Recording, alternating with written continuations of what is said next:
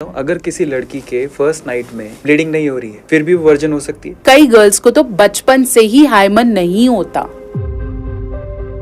क्या ज्यादा मास्टरबेट करना पेनिस लेंथ को बढ़ाता है? अगर आप बहुत ज्यादा मास्टरबेट कर रहे हो तो आपका पेनिस का कर्व राइट एंड लेफ्ट हो सकता है और डेफिनेटली साइज कम हो सकता है। क्या पोर्न सही है इतनी यंग एज में देखना? इस पे हमें हो सकता है लोग बहुत गालियां दें, but if you are masturbating okay है। आप इसलिए कर रहे हो क्योंकि मजा आ रहा है, आप कर रहे हो क्योंकि बॉडी कैरी है, कर लो, ठीक है, तो समझ लो आप वशीभूत हो गए। तो इतना समय नहीं है, मेडिकल स्टोर पे जाने के बाद उन्होंने जज्बातों में आके दोनों ने सेक्स कर लिया। सेक्सुअली ट्रांसमिटेड इन्फेक्शन से बचने के लिए condoms are very very very important. एक ऐसा टैबू टॉपिक जिसके बारे में इंडिया में कोई बात नहीं करना चाहता। हम 140 करोड़ हो गए हैं, ये फूलों के टकराने से तो हुए नहीं होंगे, हुए होंगे सेक्स से। तो इसके बारे में हम लोग बात क्यों नहीं करना चाहते? ये टॉपिक इतना टैबू क्यों है? और सेक्स हेल्थ के बारे में आज बात करेंगे, जो कि हमारे लिए बहुत इंपॉर्टेंट है, जिसके बारे में हमें घरों में बताया ही नहीं जाता। हमारे माँ बाप अपने बच्चों से इसके बारे में बात करना नहीं चाहते, जो कि बहुत जरूरी है। तो आज मैं इसके बारे में बात करने वाला हूँ दी अरविंद अरोड़ा शो के इस एपिसोड में। आज हमारे साथ बहुत ही स्पेशल गेस्ट हैं जो इसके बारे में आपको डिटेल में बताएंगे ये कितना जरूरी है हमारे लिए। Please welcome doctor Neha Mehta. आपका बहुत बहुत स्वागत है। Thank you so much. चलिए तो स्टार्ट करते हैं, पहले एजेंडा सेट करते हैं। Doctor Neha Mehta actually marriage and sex therapist है। पिछले 10 साल से भी ज़्यादा सालों से वो ये काम कर रही हैं। बहुत बड़ी बात है, एक महिला होने के नाते इस चीज़ के बारे में बात करना, वो भी इंडिया जैसी कंट्री में, कितना डिफिकल्ट रहा होगा उसके बारे में बात करेंगे। लेकिन एजेंडा सेट करते हैं। एजेंडा क्या है आज के इस एपिसोड का?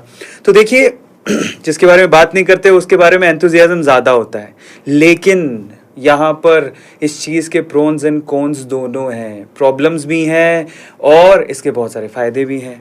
तो हर चीज़ के बारे में बात करने की कोशिश करेंगे, हर एक पहलू को छुएंगे। तो चलिए शुरू करते हैं आज के इस सेशन को। लेकिन सबसे पहले नेहा मैम, एक क्वेश्चन है मेरा। मैं जब आपके यूट्यूब और सोशल मीडिया हैंडल को देख रहा था, इंडिया जैसी कंट्री जहाँ पर इतना कंजर्वेटिव माहौल है, माँ बाप बात नहीं करते हैं इसके बारे में। गलती से भी अगर घर पे किसी ने मूवी के अंदर कोई किसिंग सीन भी चल रहा होगा तो माँ बाप उठ के चले जाते हैं, बच्चे इधर उधर हो जाते हैं, तो सेक्स तो बहुत दूर की बात है। ऐसे एनवायरनमेंट में आपने कैसे सोचा कि मुझे एक सेक्स थेरेपिस्ट बनना है? ये जर्नी, या हम बोल सकते हैं कि इस चीज़ पे काम तब शुरू हुआ जब मुझे पता चला इस चीज़ का लैग है। आज भी कपल्स को कैटर करके कोई खुश नहीं है, बीइंग इट अ डॉक्टर और सम थेरेपिस्ट, सबको चाहिए। अगर हम मेंटल हेल्थ या साइकोलॉजी प्रोफेशन की भी बात करते हैं, जो मेरा बेस है, जहाँ से मैंने स्टडीज़ की हैं, तो हर कोई बात कर रहा है डिप्रेशन, स्ट्रेस, और कोविड के बाद तो डेफिनेटली लोगों ने बात शुरू किया। लेकिन जब दो डिफरेंट इंडिविजुअल्स जिनकी अपनी सोच है, अपनी समझ है, अपनी नीड्स हैं, अपनी वांट्स हैं, उनको बिठा के उनको आपस में बॉन्ड करना लोग करना ही नहीं चाह रहे, तो वहाँ से जो मेरी जर्नी स्टार्ट हुई कपल सेशंस की। और जब मैं धीरे धीरे सेशंस लेती गई तो मुझे समझ आया कि अगर इंटिमेसी नहीं है, क्योंकि लोग बोलते नहीं है लेकिन अंदर ना अंदर वही चीज़ है जो परेशान करती है, तो अगर इंटिमेसी वीक है तो डेफिनेटली कपल इश्यूज बढ़ने लग जाएंगे। आप बता नहीं रहे हो लेकिन प्रॉब्लम्स वही हैं, ठीक है। और सोसाइटी प्रेशर कपल को क्यों कर रही है? इसलिए either they don't have a healthy child और दे डोंट हैव चाइल्ड, और जल्दी कर लो, थोड़ा रुक के क्यों नहीं किया है, इस चीज़ का ध्यान क्यों नहीं रखा है। और अगर बाकी सारी जिम्मेदारी एक कपल को देना बहुत आसान है ना, अब तूने घर बनाना है, अब तूने गाड़ी लेनी है, अब तूने, लेकिन जब वो इसको कोई सेक्सुअल इश्यूज या पर्सनल इश्यूज आते हैं या हस्बैंड वाइफ के आपस में लड़ाई होती है, हर कोई फिर मज़े लेता है। ट्रू है ना, किसी को पता ही नहीं है, वो फिर ये बोलते हैं इस डॉक्टर को क्यों नहीं दिखाता, वहाँ क्यों नहीं जाता, और फिर कुछ समय बाद वो सब ना धीरे धीरे, जैसे हम बोलते हैं, कान काटने लगते हैं कि हमें ना बताओ, ये तो आपस में सुलझो तुम लोग, है ना। शुरू शुरू में तो मजे हैं, लेकिन उसके बाद फिर कहते हैं जी हमें नहीं बीच में पड़ना, क्योंकि आप सॉल्व नहीं कर रहे हो, वो इश्यूज बढ़ रहे हैं। किसकी पर्सनालिटी में कहाँ दिक्कत आ रही है, किसको कितना झुकना और कितना बढ़ना है। और समय के साथ तो अब बहुत चीज़ें बदली हैं, अब हम even female men are so proactive for their rights. तो अब यहाँ पे एक लैग है जो कवर नहीं होता है, ठीक है। और इंटिमेसी, जब हस्बैंड खुद ही अपनी वाइफ को कंफर्टेबली नहीं बता पा रहा है कि भाई नहीं, या इसमें मुझे इशू है, या वो एक्सेप्ट ही नहीं कर पा रहा है कि मुझसे नहीं होगा, या फीमेल सेक्सुअल हेल्थ के बारे में कोई बात ही नहीं करना चाहता। ज़्यादा से ज़्यादा लोग बात करते हैं भाई उसकी ये फैंटेसीज हैं, उसे इससे प्लेजर मिलता है, बट जिससे प्रॉब्लम है वो क्यों नहीं बात कर रहे, उसके भी तो कुछ इश्यूज होंगे ना। तो वहाँ पे जब हमने जाना शुरू किया तो समझ में आया कि there is nothing on internet, there is nothing, no sources, no information, no videos, हम बात ही नहीं कर रहे। अरविंद, मैं बात कर रही हूँ 2016 की, जब मैरिज काउंसलिंग का मैंने जब स्टार्ट किया, इसको पढ़ा, इसके कोई कोर्सेज नहीं है। एक तो सेक्स एजुकेशन का इंडिया में हिंदी भाषा में कोई कोर्स ही नहीं है, कहाँ से लाओ, है ही नहीं। छोटे कोई XYZ कोई करा रहा हो तो I don't know, otherwise there is no affiliated accredited course on sex education in India. मैं पढ़ना चाहूँ, कोई पढ़ना चाहे ही नहीं। मैरिज काउंसलिंग की हम बात कर रहे हैं, मैरिज काउंसलिंग के केसेस, उसके बारे में इंफॉर्मेशन यूट्यूब इंटरनेट पे है ही नहीं। There are some, let's say बाहर के लोग जो मैरिज काउंसलिंग के सेशंस ले रहे हैं या डिलीवर कर रहे हैं, यहाँ कौन इस गैप को फिल करेगा? ट्रू। और वहीं से ये जर्नी स्टार्ट होती है। और touchwood this gap was so broaden कि जब मैंने शुरू किया तो मुझे बहुत जल्दी लोग मिलते गए, क्योंकि ये जर्नी इतनी लोगों को ये चाहिए ही था शायद। Okay. तो वो within 3.5 to 4 years on social media it went like fire. ये इन्होंने अपने जर्नी का बताया। अभी बहुत सारे क्वेश्चंस हैं, लेकिन एक सवाल मेरे दिमाग में अभी भी आ रहा है। लाइफ पे, थेरेपी पे हम लोग जल्दी आएंगे, लेकिन एक सवाल बहुत ही इम्पोर्टेंट है, वो ये कि मैं फिर से पूछता हूँ इस सवाल को, इतना आसान नहीं है इस बारे में बात करना ओपनली। और चलो ठीक है, आप एक थेरेपी दे सकते हो रूम में बैठ के, वो ठीक है, 2 लोग आए आप बात कर सकते हो, लेकिन जब आप ओपनली बोलने लगते हो, सोशल मीडिया पे बोलने लगते हो, मैंने आपके थंबनेल देखे हैं, वो बहुत ज़्यादा इंटीमेसी से भरे हुए हैं, सेक्सुअलिटी से भरे हुए हैं, और जब लोग उसको देखते हैं तो ताने भी कसते हैं। बिल्कुल, है ना। तो और ट्रोल करने वाले आजकल तो छोटी सी बात पे ट्रोल हो जाते हैं। तो डेफिनेटली आपके कंटेंट को देखने वाले होंगे, लेकिन आपको ट्रोल करने वाले, आपके लिए भद्दे कमेंट करने वाले भी होंगे। आपको इस जर्नी में क्या क्या डिफिकल्टीज हुई, मैं उसके बारे में जानना चाहता हूँ। आपने ओवरकम कैसे किया और इग्नोर कैसे किया, वो आप बताइए, उसके बाद हम इसके बारे में बात करें। अभी ना रिसेंटली एक इंटरव्यू में थी, वॉज अ टीवी इंटरव्यू, उन्होंने मेरे को बोला कि आप ना थोड़ा सा अपने लैंग्वेज पे थोड़ा वर्क कर सकते हैं, या आप इन चीज़ों को थोड़ा ऐसे रिप्रेजेंट कर सकते हैं, या फिर आप डॉक्टर्स टीम रख सकते हैं, वो आपके लिए डिलीवर करेंगे, वो आपसे क्वेश्चन पूछ सकते हैं। दे वर गिविंग मी आइडिया। अब खुल के बताइए, आप टेंशन मत लीजिए। हाँ। मतलब किस वर्ड पे उनको प्रॉब्लम था? नहीं, उन्होंने मुझे ये बोला कि आप एक काम करें, आप सीधा डिलीवर करने की बजाय ना आप एक टीम रख लो, वो आपसे क्वेश्चन पूछेगी और आप उसे आंसर करना, और आप थोड़ा सा लैंग्वेज पे काम करो, इसे ऐसे डिलीवर करो। तो मैंने बोला ठीक है, मैं कर लूंगी, और ये चीज़ें लोग पहले भी कर रहे हैं, मुझसे पहले भी सेक्स एजुकेटर्स हैं जो इंग्लिश लैंग्वेज में लोगों तक पहुंचने की कोशिश कर रहे हैं, और काफ़ी सालों से कर रहे हैं ये चीज़ें।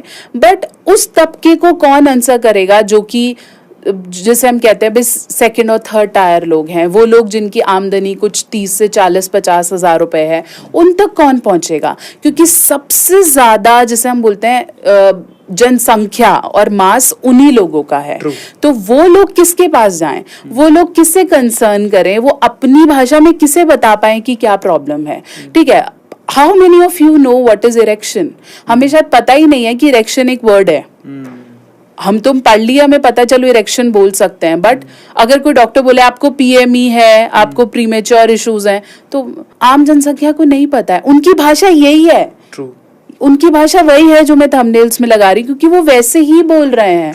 मुझे सेक्स करते वक्त दर्द होता है, अब इसको मैं ऐसे बोल दूं कि अच्छा आपको वैजिनिस्मस है, या मैं ऐसे थंबनेल्स बना लूं, या मैं ऐसे बात करूं, तो मैं उन तक पहुंच ही नहीं पाऊंगी। फिर मैं उन्हीं लोगों तक पहुंच जाऊंगी जो पैसे दे सकते हैं, लेकिन वो मेहनत नहीं कर सकते, उनको वो दर्द नहीं होता है बहुत बार। ठीक है, तो मेरा टारगेट ऑडियंस है, जिन लोगों तक मुझे पहुंचना है शुरू से वही है जो हिंदी भाषा में, अपनी भाषा में से सुनना चाहते हैं। ठीक है, मेरे पास आज भी अगर कोई कंसल्टेशंस हैं तो ऑलमोस्ट को मैं यही बोल रही होती हूँ कि घबराओ नहीं, दिस इज ओके, तुमने बहुत ज़्यादा इन्फॉर्मेशन ले लिया है, तुमने सही गाइडेंस नहीं लिया है, डोंट वरी। 14, 15, 16, 19, 20 ये वाले जो बॉयज़ हैं ना, जो बहुत ज़्यादा भ्रमित हैं, जो किसी से भी बात नहीं कर सकते, वो बोलते हैं मैं अपनी मम्मा को भी नहीं बोल सकता, फादर को भी नहीं, अपने फ्रेंड को भी नहीं, मुझे नहीं पता कहाँ जाना है। तो वहाँ पे फिर ये रोल स्टार्ट होता है एक काउंसलर का, एक साइकोलॉजिस्ट का, एक थेरेपिस्ट का, जो उन्हें गाइड करे कि नहीं यहाँ तक नहीं घबराना है, ये प्रिकॉशनरी लाइन है, यहाँ से आपको वापस आना है, यहाँ से आप खराब हो जाओगे।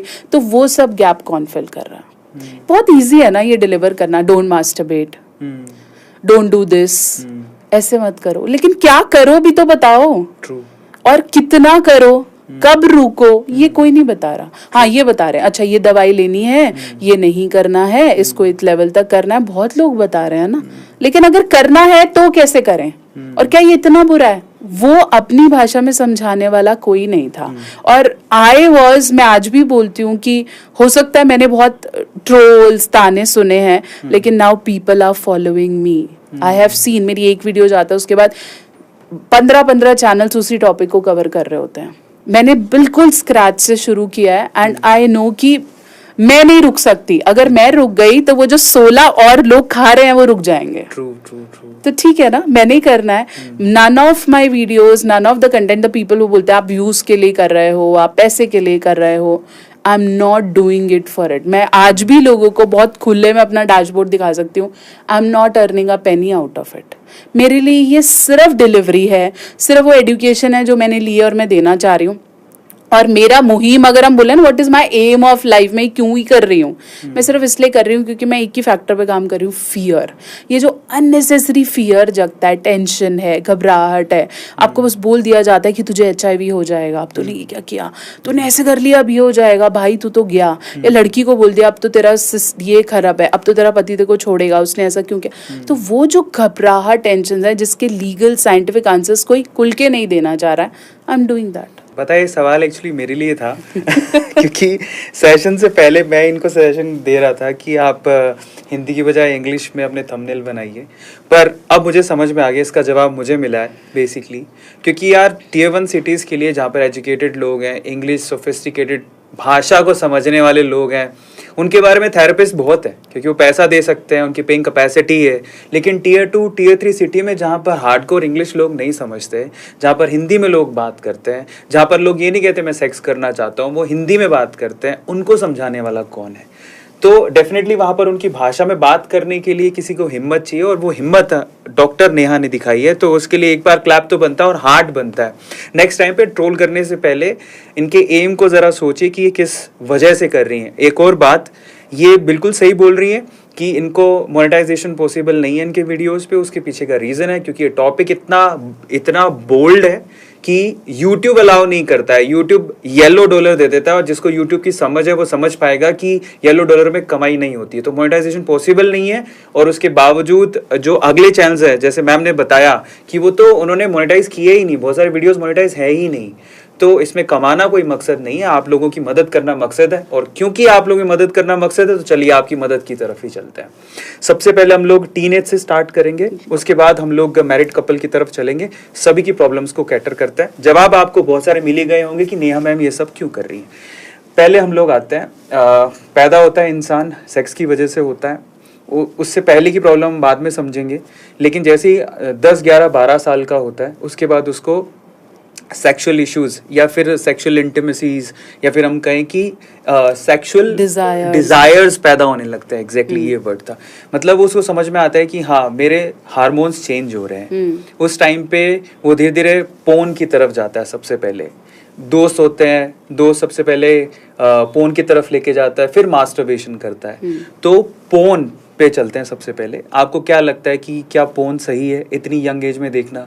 और जिसको आदत पड़ जाए उसकी क्या प्रॉब्लम्स हो सकती है, क्या डिसएडवांटेजेस हैं, या क्या प्रॉब्लम्स वो फेस कर सकता है? इसे थोड़ा साइकोलॉजिकल एंगल से समझते हैं, फिर मेडिकल एंगल से समझते हैं। जब आप बहुत यंग एज में पॉर्न देखने लगते हो, विच इज़ नॉट रियलिस्टिक, सबसे पहले तो समझेंगे कि वो सब सेटअप बेस्ड है, कुछ भी रियल नहीं है। मुझे अभी भी लोग बोलते हैं मैम मैं तो वो वाली देखता ही नहीं, मैं तो इंडियन वाली देखता हूँ और एवरीथिंग दैट इज रियल। ऐसा नहीं है। Everything, if you see something on internet, it is actually a pictography. कुछ भी ऐसा नहीं है जो नेचुरल हुआ है। इवन अगर आप कोई लीक्ड में से कुछ ऐसा देख भी रहे हैं, ट्रस्ट मी, वो भी जब बना है या बनाया गया है, या तो वो किसी के कंसेंट के बिना है या फिर वो प्लान्ड है। तो बहुत ध्यान से सोचें साइकोलॉजिकली आप कहाँ ट्रैप हो रहे हैं। ठीक है। तो अब जब आप बहुत यंग एज में अपनी सारी एनर्जीज एक ऐसे सिनेमाटोग्राफी पे लगा रहे हैं जो आपके हार्मोन्स को हैक कर रहा है, कहीं ना कहीं वो आपके हार्मोन्स को किल कर रहा है, या तो ओवर एक्साइटमेंट दे रहा है, ठीक है, या आप वो वाली देखना चाह रहे हो जो छुपके मिल रही है, सीधी सीधी तो नोबडी लाइक्स इट। तो अगर आप एक पर्टिकुलर एज में इसकी तरफ जा रहे हो तो आप कुछ ऐसी चीजें जो हार्डवर्क की तरफ जाती हैं या जिसके लिए आपको मेहनत करनी पड़ती है या फिर अपनी लाइफ में करियर ओरिएंटेड चीजें हैं, वो सब मॉरल्स हिल जाते हैं। मैं नहीं बोल रही खत्म हो जाते हैं, लेकिन हिल जाते हैं, क्योंकि आपको प्लेजर्स बहुत कम एज में बहुत अच्छे आ गए। मेरे पेरेंट ये बोलते थे कि जब तक पढ़ रहे हो ना बेटा, पढ़ाई पे ध्यान दो, क्योंकि अगर आपको कमाना लग गया ना, फिर पैसों के पीछे भाग जाओगे। I remember middle class family से हैं, तो 11th-12th में मैंने सोचा कि मैं साइड बाय साइड ट्यूशंस दूं। पढ़ाई में बहुत अच्छी थी, I was one of the excellent child. तो बट पापा ने बोला it's okay, I will manage your tuitions, क्योंकि एक बार बेटा आप कमाने पे लग गए, यहाँ पे फोकस जाएगा। वो तो सिर्फ कंपैरेटिव ऑफ स्टडीज है। तो सोचो आपको प्लेजर्स के इजी वेज मिल गए, तो आप लव में रुकना, लोगों को वक्त देना, फीलिंग्स ऑफ डिफरेंट पार्टनर समझना, वहां तक आप जाने ही नहीं चाहोगे। फिर जब आप प्लेजर्स चखते हो तो बुराई, जब आपको बहुत एंगर आ रहा है या गिल्ट आ रहा है या फ्रस्ट्रेशन आ रहा है या किसी ने कुछ बोल दिया, आप पे कोई सेकंड क्वेश्चन हो गया, बॉडी के लिए आपको शेम किया गया, आपका दिमाग इंस्टेंट प्लेजर पे जाएगा, क्योंकि आप दुखी हो, है ना। मुझे पता है मुझे आइसक्रीम खाने से खुशी मिलती है, मैं दुख को सह ही नहीं पाऊंगी, फटाफट से वहां जाऊंगी और ले लूंगी। तो आप इतनी जल्दी मास्टरबेशन पॉर्न में चले जाते हो कि आपके इमोशंस अटैच हो गए, और जब आपके इमोशंस अटैच हो गए, आप डेफिनेटली एक एडिक्टिव सर्कल में आ गए। आप बार बार परेशान हो रहे हो, आप खुश हो रहे हो, आप वहां जा रहे हो। Same with alcohol, smoking and other drugs. आप बहुत खुश हो, आपको पता है ये मेरा प्लेजर है, आप बहुत दुखी हो, आपको पता है ये मेरा प्लेजर है। Similarly with your porn, masturbations, and फिर वो एडिक्शन स्टार्ट हो जाता है, क्योंकि तब आप उसके इंचार्ज नहीं हो। ट्रू। वो आपका इंचार्ज है, उससे पता है ये दुखी है, ये मेरे पास आएगा, ये परेशान है, अब ये मेरे पास आएगा। तो फिर जब वो आप पे ही हावी हो गया, फिर आपके कंट्रोल के तो आभारी चीजें हैं। तो मैं हमेशा बोलती हूँ, if you are masturbating, okay, ठीक है, doctors can never say no to it, ठीक है। अगर आप कर रहे हो, ओके है, हेल्दी है, लेकिन अगर आपको ये लग रहा है कि आप इसलिए कर रहे हो क्योंकि मजा आ रहा है, आप कर रहे हो क्योंकि बॉडी कह रही है कर लो, ठीक है, तो समझ लो आप वशीभूत हो गए, ठीक है। कर रहे हो, किया, खत्म, you are happy, you are enjoy, और फिर your body is taking time to recover. आप कंपल्सिवली नहीं कर रहे हो कि करते जा रहे हो, तो फिर ये ठीक है। Plus porn at such an early age is not at all a good indicator, ठीक है। बट हम तो अब रोक तो नहीं पा रहे हैं ना, हो तो 9th-10th। मैं अपने पेशेंट से पूछती हूँ, वो बोलता है हमने स्कूल टाइम में देखा था, ठीक है, हमने अपने कॉलेज में देखा, क्योंकि अब जनरेशन ग्रो कर रही है तो ऑब्वियसली। और पहले तो मैं बोल रही थी हमें डाउनलोड करने के लिए भी कितना जीबी डेटा और यूट्यूब्स देखने के लिए कितनी दिक्कत आती थी, अब तो it's so on a click available. तो वो क्यों नहीं है, हर जगह ही है, हर जगह अवेलेबल है। तो वो बहुत जल्दी एज में स्टार्ट हो रहा है। बेटर ये है कि पेरेंट जब ऐसा कुछ देखे या आपका दोस्त आपको बताए, tell them what is the limit, tell them the reality behind it. ये जब तक हम डिलीवर नहीं करेंगे, देख तो फिर सभी रहे हैं ना, कहाँ रुकेंगे।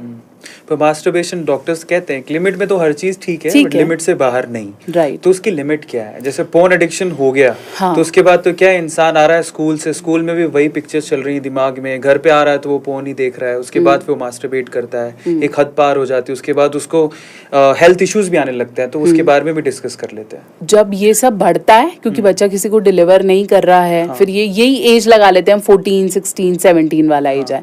अब क्या है कि यहाँ पे आपको अननेसेसरी अट्रैक्शंस भी हो रहे हैं towards anybody, even the person is not in your league, है ना, टीचर्स, एवरीबडी, ठीक है। आपको उम्र से बड़े लोगों की तरफ भी अट्रैक्शन हो रहा है, and not with boys, I am not specifically blaming boys, girls में भी ये सारी चीजें हैं, इसलिए सिर्फ लड़कों को ब्लेम यहाँ नहीं करना है, ठीक है। तो एवरीबडी इज गेटिंग अट्रैक्टेड। तो जब आप वहां पे अट्रैक्शन डेवलप कर रहे हो, तो डेफिनेटली आप फोकस नहीं कर पा रहे हो, ठीक है, आप अपने करियर एम्स को फोकस नहीं कर पा रहे हो, फिर मेडिकल इश्यू स्टार्ट होते हैं। जैसे आप ऑब्वियसली थक रहे हो, बट आप नेसेसरी न्यूट्रिएंट्स बैलेंस आउट नहीं कर पा रहे हो, ठीक है, आप किसी से बात नहीं कर रहे हो, तो आप गिल्ट में भी हो, आपको डर भी है, आपको शर्म भी है। फिर क्या है, आपके ऑब्वियसली इरेक्शंस में प्रॉब्लम आने लग जाएंगे, आपको उस लेवल का मजा अब धीरे धीरे नहीं आ रहा है, आपको उस लेवल का तनाव नहीं आ रहा है, आपको उस लेवल का उतना टाइम ऑफ इजैकुलेशन नहीं है, तो अब आपको डर लगने लगेगा कि oh my god there is something going out, कुछ ठीक नहीं है, अब मैं क्या करूं। फिर वो कहाँ अंधाधुंध भागता है, दीवारों पे सर मारता है। जैसे हम बोलते हैं, अपने फ्रेंड में लड़कों से पूछा कि अब क्या करे, है ना, लड़कियां तो फ्रेंड्स में भी नहीं पूछ रही, सोचो और ब्लॉकेजेस हैं, तो वो बात करने लगते हैं। अगर किसी पेरेंट को दिख भी जाता है उसके बच्चे की सर्च हिस्ट्री में कि वो ऐसा कर रहा है, पेरेंट की खुद की जान निकल जाती है कि अब बात कैसे करेंगे। True. वो खुद सोच रहा है कि अब मैं इसे अप्रोच कैसे करूं, मैं बोलूं क्या और कितना बोलूं, क्योंकि उनकी पेरेंटिंग में भी ये सब कवर ही नहीं था। True. समझ ही नहीं है ना। हमें पता है कि कल्चर्स ऐसे समझाते हैं, है ना, कि दिवाली पे दिया जलाना है, तो चलता आ रहा है ना, तो this is very easy to convey कि दिया जलाना है, ठीक है, लेकिन हमें ही नहीं बताया गया कैसे डिलीवर करना है, तो हमारी जान निकल जाती है कि बच्चे को कैसे समझाएं। बच्चा ऑलरेडी डरा हुआ है, हम उससे ज्यादा डरे हुए हैं, तो अब हमें समझ ही नहीं आ रहा है इसको कवर कैसे करना है।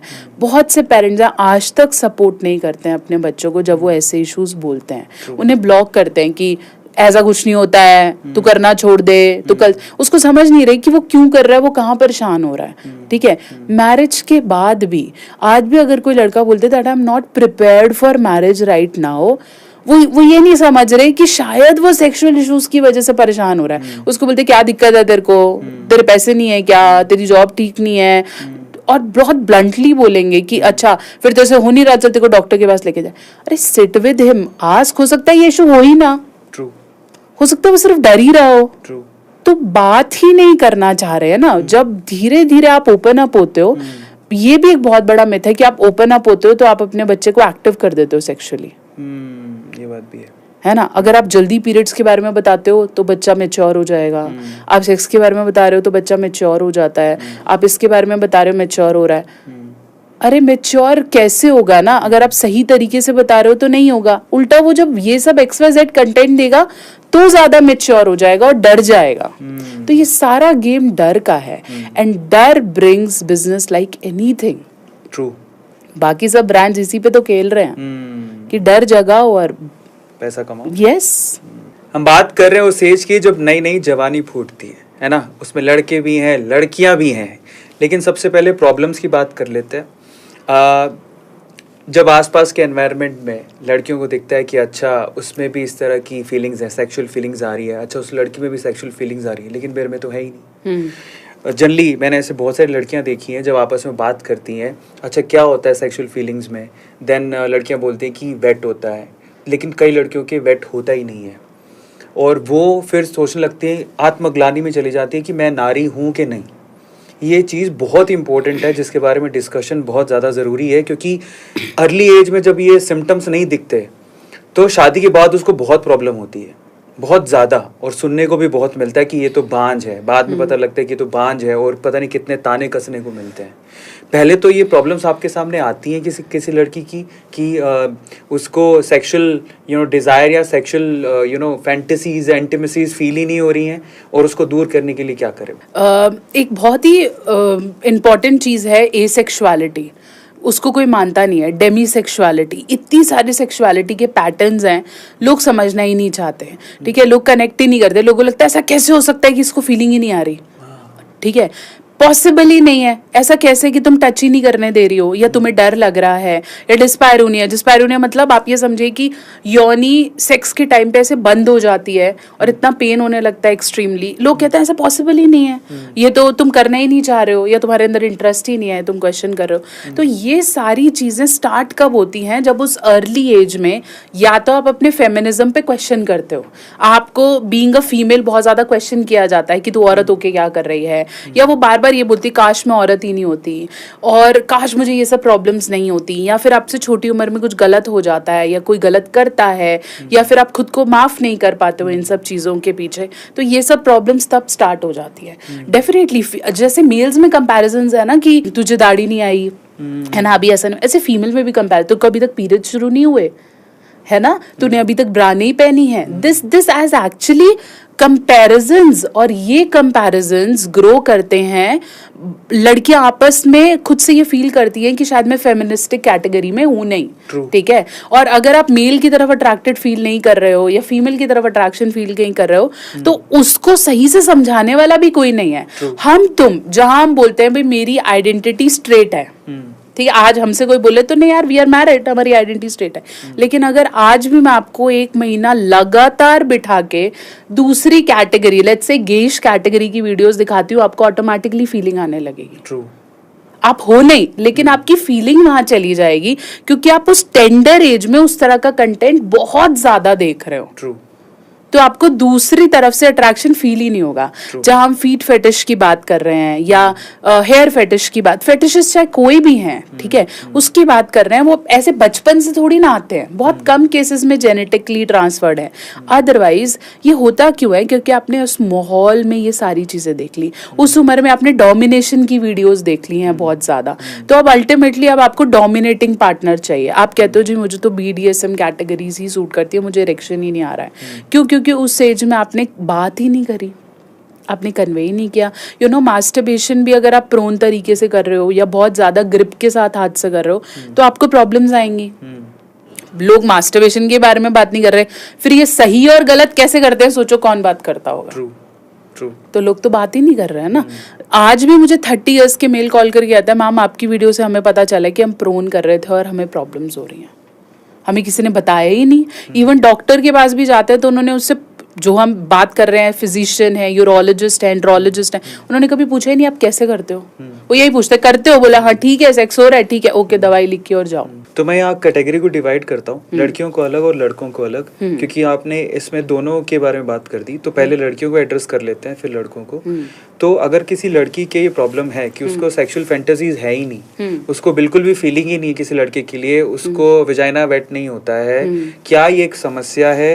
किस उम्र में हो जाना चाहिए, और अगर नहीं हो रहा है तो उसे क्या करना चाहिए, किससे बात करनी चाहिए, किस डॉक्टर के पास जाना चाहिए? ये 2 तरीके से डायग्नोसिस में आएगा। पहले ये साइकोलॉजिकल है कि आप सेक्स से डर रहे हो, आप उसे एक्सेप्ट नहीं करना चाहते हो, आप अपनी फेमिनिटी को क्वेश्चन कर रहे हो, तो डेफिनेटली आपको वो वेटनेस नहीं आएगी। या फिर वो पहला पॉर्न वाला या पहली वीडियोस का डिस्कशन ही इतना नेगेटिव हुआ है कि it's so painful, this is यक, या आपने कोई क्लिप देखा and you felt so bad, है ना। तो वहां से जब नेगेटिविटी रेज होती है, सो साइकोलॉजिकली ब्लॉकेज बन जाता है, फिर वेटनेस आना इज मोर टुवर्ड्स फियर, ठीक है। लेकिन अगर आपको लग रहा है कि मुझे बिल्कुल भी कुछ नहीं हो रहा है सब देखने के बाद भी, इट कैन बी एसेक्सुअलिटी, ठीक है, कि आपको सेक्सुअल अट्रैक्शन नहीं है बट इमोशनल अट्रैक्शंस किसी लेवल पे हैं। ऐसे में बहुत ज़रूरी है एक सेक्स थेरेपिस्ट के पास जाना, बहुत इंपॉर्टेंट है। अभी मैंने रिसेंटली जो सुष्मिता सेन ने गौरी जी की पूरी डॉक्यूमेंट्री करी थी, है ना, तो उसके अंदर मुझे बहुत अच्छा लगा that the doctor they went, father अपनी बेटी को लेके जा रहे हैं और वो बोल रहे हैं कि भाई ये लड़के जैसा बिल्कुल ट्रीट नहीं कर रहा है, he wants to be like a woman. तो डॉक्टर इतना अच्छे से बोल रहा है कि इसने मेरे कंसेप्ट बदल दिए, इतना अच्छे से वो पूरा बात कर रहा था, and I felt so connected कि ऐसे डॉक्टर्स क्यों नहीं है हमारे पास, जो आधा घंटा बैठ के बात कर रहे हैं और उसको बोल रहे हैं आपकी बेटी को दवाई की जरूरत नहीं है, ये बेटी ही है, तो आपको इसे समझना पड़ेगा। और वो उसको बोल रहे हैं देखो मैं दवाई दे दूंगा बट शी इज डिफरेंट, लेकिन वो उसको लड़का बनाने में लगे रहते हैं। तो we need such doctors who open up, we need such movies, जैसे हम बात कर रहे थे कि हमें ओ माय गॉड 2 जैसी मूवीज चाहिए, जहां स्कूल भी अवेयर हो कि हमें बच्चों को सेक्स एजुकेशन देना है। True. जब मूवी में दिखा रहे हैं कि बच्चा वॉशरूम में they are comparing the size, they are comparing की तरह इरेक्शन हो रहा है या नहीं, या तू कितनी देर कर रहा है, तो आपको क्या लगता है हमारे स्कूल्स में नहीं हो रहा है क्या? हो रहा है, हर जगह हो रहा है। हम चाहे कितना मुंह बंद कर लें, हर जगह ये बातें हो रही हैं, बीट प्राइवेट, गवर्नमेंट, सेमी, बड़े से बड़े नाम ले लो, हर जगह इट इज हैपनिंग। हम बस खुल नहीं रहे, हमें लगता है कौन बात करेगा। स्कूल में टीचर सोचती है पेरेंट कर लेगा, पेरेंट सोचता है टीचर कर लेगा, फिर हम सारा मीडिया के से जिम्मे में डाल देते हैं सब कुछ, फिर मीडिया पे कुछ भी देखते हैं और फिर बोलते हैं यार मीडिया खराब हो गया है। बाउंड्रीज तो हम बनाएंगे ना कि हमें कितना डिलीवर करना है, और जब आप पहले दे दोगे, मैं हमेशा बोलती हूँ पहले सही दे दो, बच्चा बाहर नहीं जाएगा। True, true. आप पहले सही ज्ञान बांट दो तो उसे पता चल जाएगा मेरे को इसका सुनना ही नहीं है। True, true. ये सही है। अब इस पे एक और प्रॉब्लम पे आते हैं। एक ऐसी लड़की का एग्जांपल ले रहा हूँ जिसका अगेन, क्योंकि ये बहुत बड़ी प्रॉब्लम इसलिए है कि उस लड़की ने देखा कि सबके साथ सबको सेक्सुअल फील हो रहा है, मुझे फील नहीं हो रहा। उसने उसको इग्नोर कर दिया क्योंकि वो मैनली फील करे, उसको वो डोमिनेटिंग भी है, उसने उसको इग्नोर कर दिया। 18 साल की हुई, मम्मी से भी बात करी कि मेरे को सेक्सुअली कुछ फील नहीं होता है, मम्मी ने भी इग्नोर कर दिया। उसके बाद अचानक से जब 24 की हुई तब तक भी उसको फील नहीं हो रहा। 24 के होते उसकी शादी हो गई। अचानक से जब शादी हो, तब उसका जब एनकाउंटर हुआ, पहला सेक्सुअल एनकाउंटर हुआ, तब उसको होती है बहुत बड़ी प्रॉब्लम, क्योंकि उसको कभी सेक्सुअल प्लेजर फील ही नहीं हुआ। अब अचानक से उसको अगर उस नाइट पे सेक्सुअली एनकाउंटर करना पड़ेगा अपने हस्बैंड के साथ में, उसके बाद जो उसके साथ होगा, उससे बचने के लिए उसको क्या करना चाहिए? उसको पहले ही जब उसकी मदर को वो अप्रोच कर रही थी, उन्हें पता था that she is getting married, उसको ये नहीं सोचना चाहिए था कि ये ऑटोमेटिकली हो जाएगा। पहले तो सेल्फ अवेयरनेस यहाँ इंपॉर्टेंट है। We are not blaming anybody, but self awareness important है। जैसे हम प्री मैरिटली हम पार्लर बुक करते हैं ना टू गेट रेडी, हम सब करते हैं क्योंकि सबको पता है एथिकली इसे करना है। बट अब प्री मैरिटली डॉक्टर्स के पास जा ही नहीं रहे हैं जस्ट टू सी कि हमारी बॉडी इतना एक्टिव है या नहीं है। तो डेफिनेटली वहां जाना चाहिए था, ये इशू था। उसके बाद ये बात कन्वे करनी चाहिए थी कि मुझे टाइम लगता है। जब आपके पास कोर्टशिप पीरियड है तो अपने पार्टनर को कन्वे करो कि ये प्रॉब्लम्स कहीं ना कहीं मेरे को दिख रही है। थर्ड, ये अगर फीलिंग की प्रॉब्लम नहीं है, इधर इट इज एन एसेक्सुअलिटी और फ्लूइडिटी, या फिर ये प्रॉब्लम हो सकती है ऑर्गेज्म ना आना, या ऑर्गेज्म को फील ना करना, ठीक है, इसको एनऑर्गेज्मिया कहते हैं। और ये पुरुषों को भी होता है। ये नहीं मानना है कि भाई पुरुष तो मजा ही करेगा, नहीं, man can also feel no orgasm at all.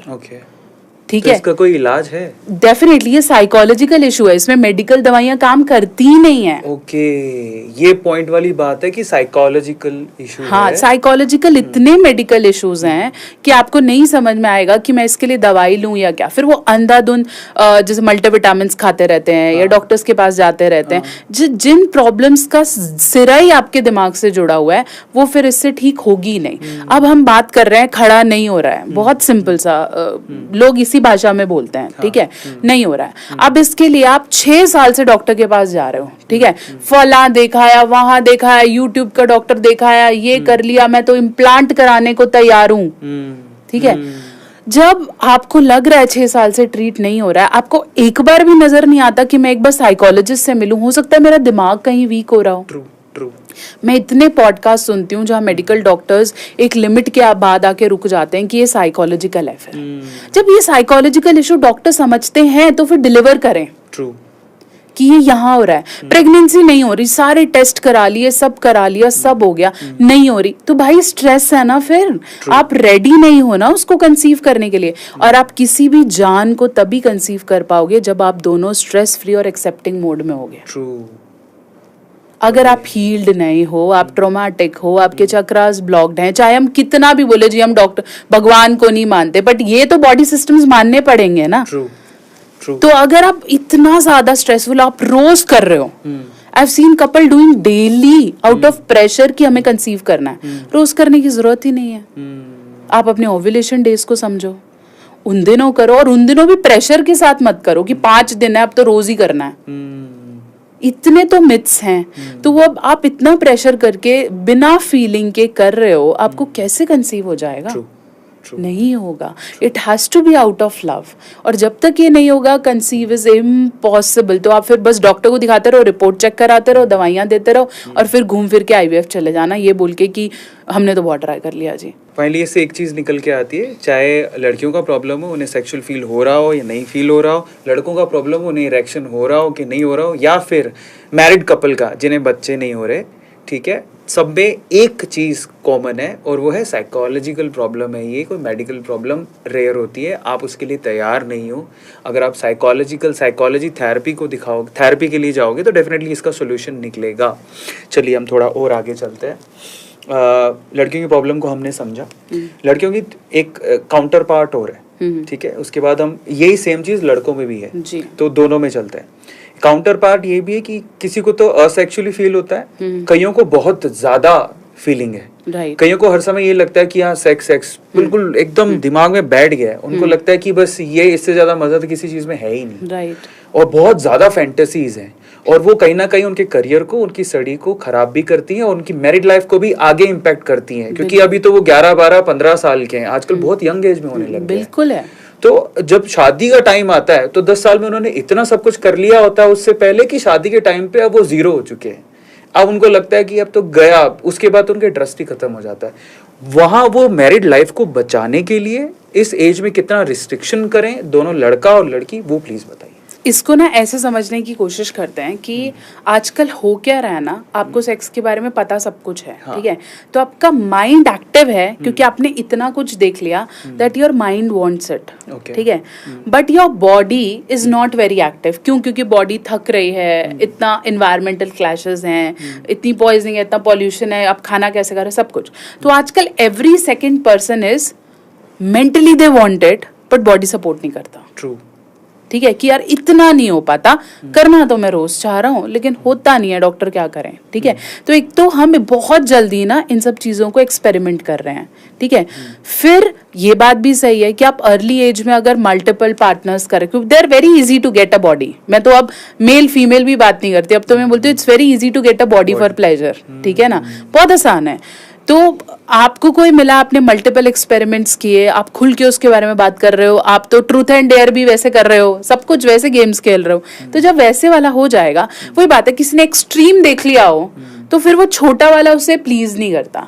फिर जब कनेक्शन ही मैरिज किया, डेफिनेशन ही बुक्स में यही है that marriage is a legal connection to have sex and reproduce a child. Marriage का डेफिनेशन क्या है? यही है, ठीक है। तो जब वो कनेक्शन ही वो बिल्ड है, मेरे को तुमसे वो इमोशनल बॉन्ड, वो सेक्सुअल बॉन्ड चाहिए ही नहीं है, मुझे वो एक्सट्रीम लेवल पुश ही नहीं कर रहा, क्योंकि शुरू में तो फिर भी ठीक है, with some time it will गो।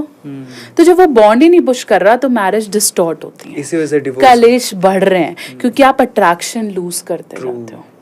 और फिर आप इसलिए बंधे हो कि बच्चे हो गए या जिम्मेदारियां हो गई, आप मिस कर रहे हो। और जब आप डेफिनेटली वो चीजें, वही बात देखो, मैं जिसके साथ मैरिड हूँ, एक पर्टिकुलर फीलिंग के बाद मुझे उसकी किस से वो किक नहीं आएगा जो पहली बार आता था, जब हम पहली बार मिले थे, है ना, वो वाला नहीं आता है। But we kiss, we do sex out of satisfaction and oneness, इसलिए कर रहे हैं ना, क्योंकि मुझे फील होता है कि इस आदमी को आज भी मैं चाहिए हूँ, ही इज माइन, ठीक है।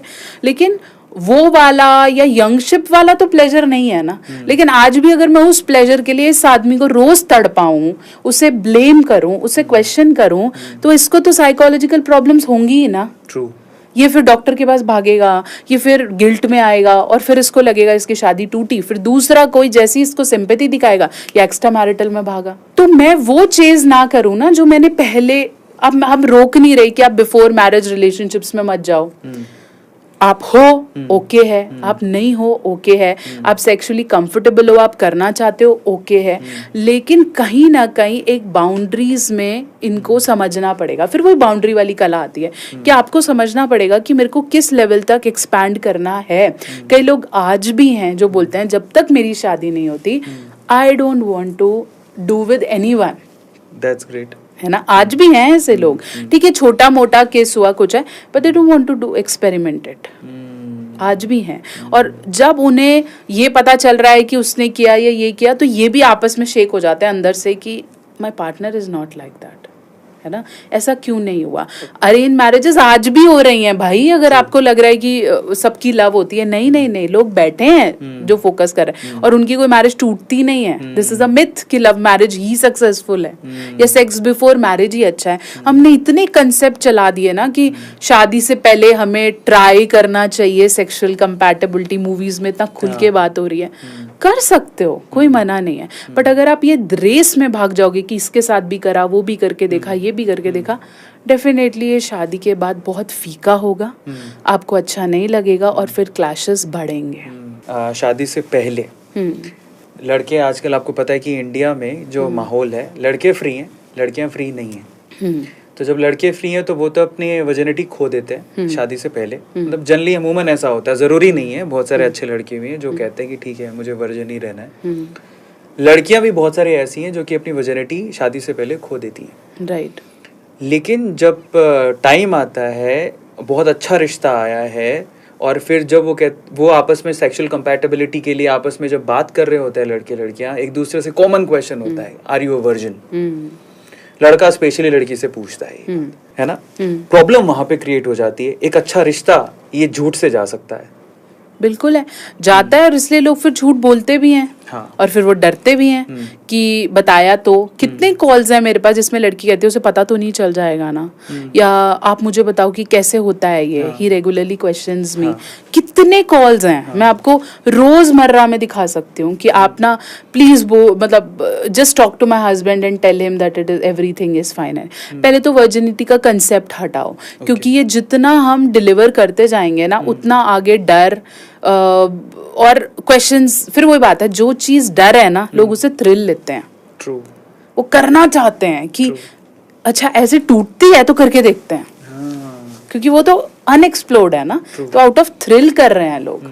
तो बेटर पहले तो ये कंसेप्ट ही हटाओ। अगर आपको कुछ डिलीवर करना है तो ये डिलीवर करो that get involve with the person अपनी समझ से, जिसको आप ट्रस्ट करते हो, जिसको आपको लगता है कि मैं लॉन्गर टर्म चल रहा हूँ।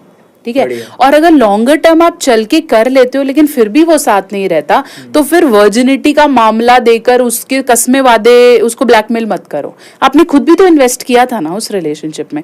अब उसको ये मत बोलना कि तूने तो ये कराया मेरे साथ, तूने तो ये किया। आप भी तो रेडी थे ना, आपने भी तो दिमाग लगाया था ना उस एज में। अब हो गया, कोई बात नहीं, अब आगे चलो। बट इससे आपको समझ आएगी, इससे आप अपनी गलतियों के लिए रिस्पॉन्सिबल होगे। इसके लिए आप अपने नए पार्टनर को बोल पाओगे कि मैंने तो बहुत इन्वेस्ट किया, but this person was not loyal to me, rather than saying कि he used me, he did that, क्योंकि आप एक्सपेरिमेंट कर रहे थे।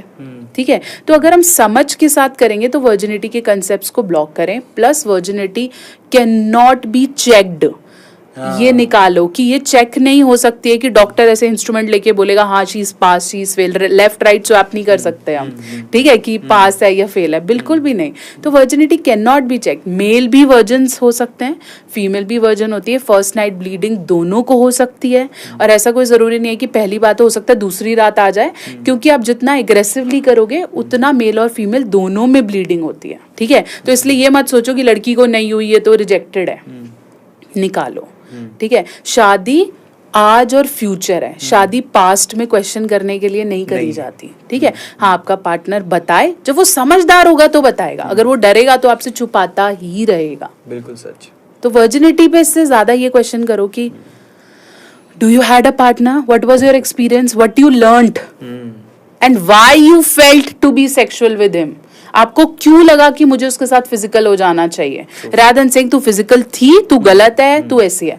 पूछो ना ऐसा क्या था कि आपको कुछ समझ ही नहीं आया एंड यू वेंट फिजिकल। मैं एक बार और इसको करेक्ट करना चाहता हूँ। अगर किसी लड़की के फर्स्ट नाइट में, जब वो शादी हो गई, फर्स्ट नाइट है उसकी, ब्लीडिंग नहीं हो रही है, फिर भी वो वर्जन हो सकती है। बिल्कुल हो सकती है, ये आप नोट करिएगा, क्योंकि बहुत सारे लोग इसी वजह से शादी तोड़ देते हैं। पहली नाइट के बाद मैंने खुद ने देखा है, पहली नाइट के बाद ये नहीं हुआ, उसने शादी तोड़ दी। ऐसे तो लड़कियों को भी ना बोल देना चाहिए कि तुझे भी ब्लीडिंग नहीं हुई, मैं नहीं कर रही। पर लड़कियों को इतना डरा रखा है ना कि तेरे को ही होनी चाहिए, क्योंकि कंसेप्ट्स नहीं है ना, तो भाई तेरे को देखेंगे, उसको नहीं देखेंगे। जब अगर लड़कियां मास्टरबेट करती हैं, almost 30 to 40% girls masturbate. So if they are masturbating, if they are active physically, they run, they do horse riding, घर पे छोटा सा पोछा लगाना, ये सब अगर आपके स्क्वाट्स हैं, आप कर रहे हो, आप जिम्स कर रहे हो, तो हो सकता है कि आपको ब्लीडिंग ना हो। और कई गर्ल्स को तो बचपन से ही हाइमन नहीं होता। बढ़िया, तो ये नोट करो भाई। इसी चक्कर में, इस मिथ के चक्कर में, मिथ्स की बात हो रही है, एक और क्वेश्चन लेंगे, उसमें मिथ पे ही चलेंगे। एक और आखिरी सवाल यंग एज के लिए, उसके बाद हम अगले सेगमेंट पे चलेंगे। कॉन्डम की बात करते हैं, क्योंकि लड़कों को तो फ्री कर रखा है, वैसे लड़कियों के लिए भी कॉन्डम्स आते हैं, बिल्कुल, बट लड़कों को तो फ्री करके रखा हुआ है। लेकिन इस एज में एक बहुत बड़ी रिस्क है, AIDS, acquired immunodeficiency syndrome. अगर हो गया तो लाइफ ही चली जाएगी। उसके मिथ को तोड़ते हैं। और क्या मल्टीपल पार्टनर से उसको एड्स हो सकता है, या फिर एक पार्टनर से भी, एक लड़की के साथ करने से भी हो सकता है? कॉन्डम कितना इंपॉर्टेंट है इस केस में, क्या कॉन्डम पहनने के बावजूद भी हो सकता है? इस मिथ के बारे में देखो, हम सिर्फ एड्स को यहाँ सेंटर नहीं करते, हम बात करते हैं STIs की, सेक्सुअली ट्रांसमिटेड इन्फेक्शंस। जितना एड्स आपकी की जानलेवा है उतना ही दूसरे STI इन्फेक्शंस हैं, चाहे वो साइफिलिस है, चाहे गोनोरिया है, चाहे नीचे चकत्ते हो जाना हो सकता है, आपको ऐसे रैशेस और इरिटेशन हो जाती है और वो सारी जिंदगी रहती है और फिर वो आपके दूसरे पार्टनर को भी ट्रांसफर होती है। सोचो नीचे ऐसे फोड़े पिंपल्स हो जाएं, हाउ पेनफुल इट इज, है ना, हमें जरा सा भी कुछ हो जाए तो ये सब चीजें हैं। Plus if you are doing orals, आपको माउथ में भी हो जाता है, ठीक है।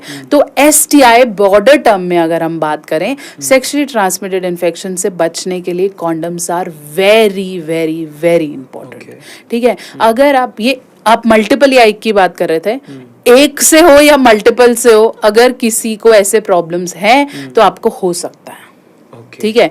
तो अगर आप कॉन्डम का इस्तेमाल नहीं कर रहे हो, you are missing out a whole of thing.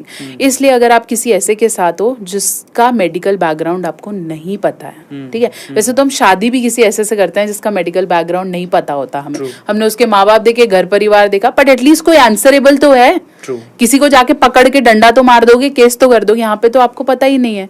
तो जब आप किसी ऐसे के साथ हो जिसका मेडिकल बैकग्राउंड, जिसका और सब चीजें आपको नहीं पता है, don't take a risk at all.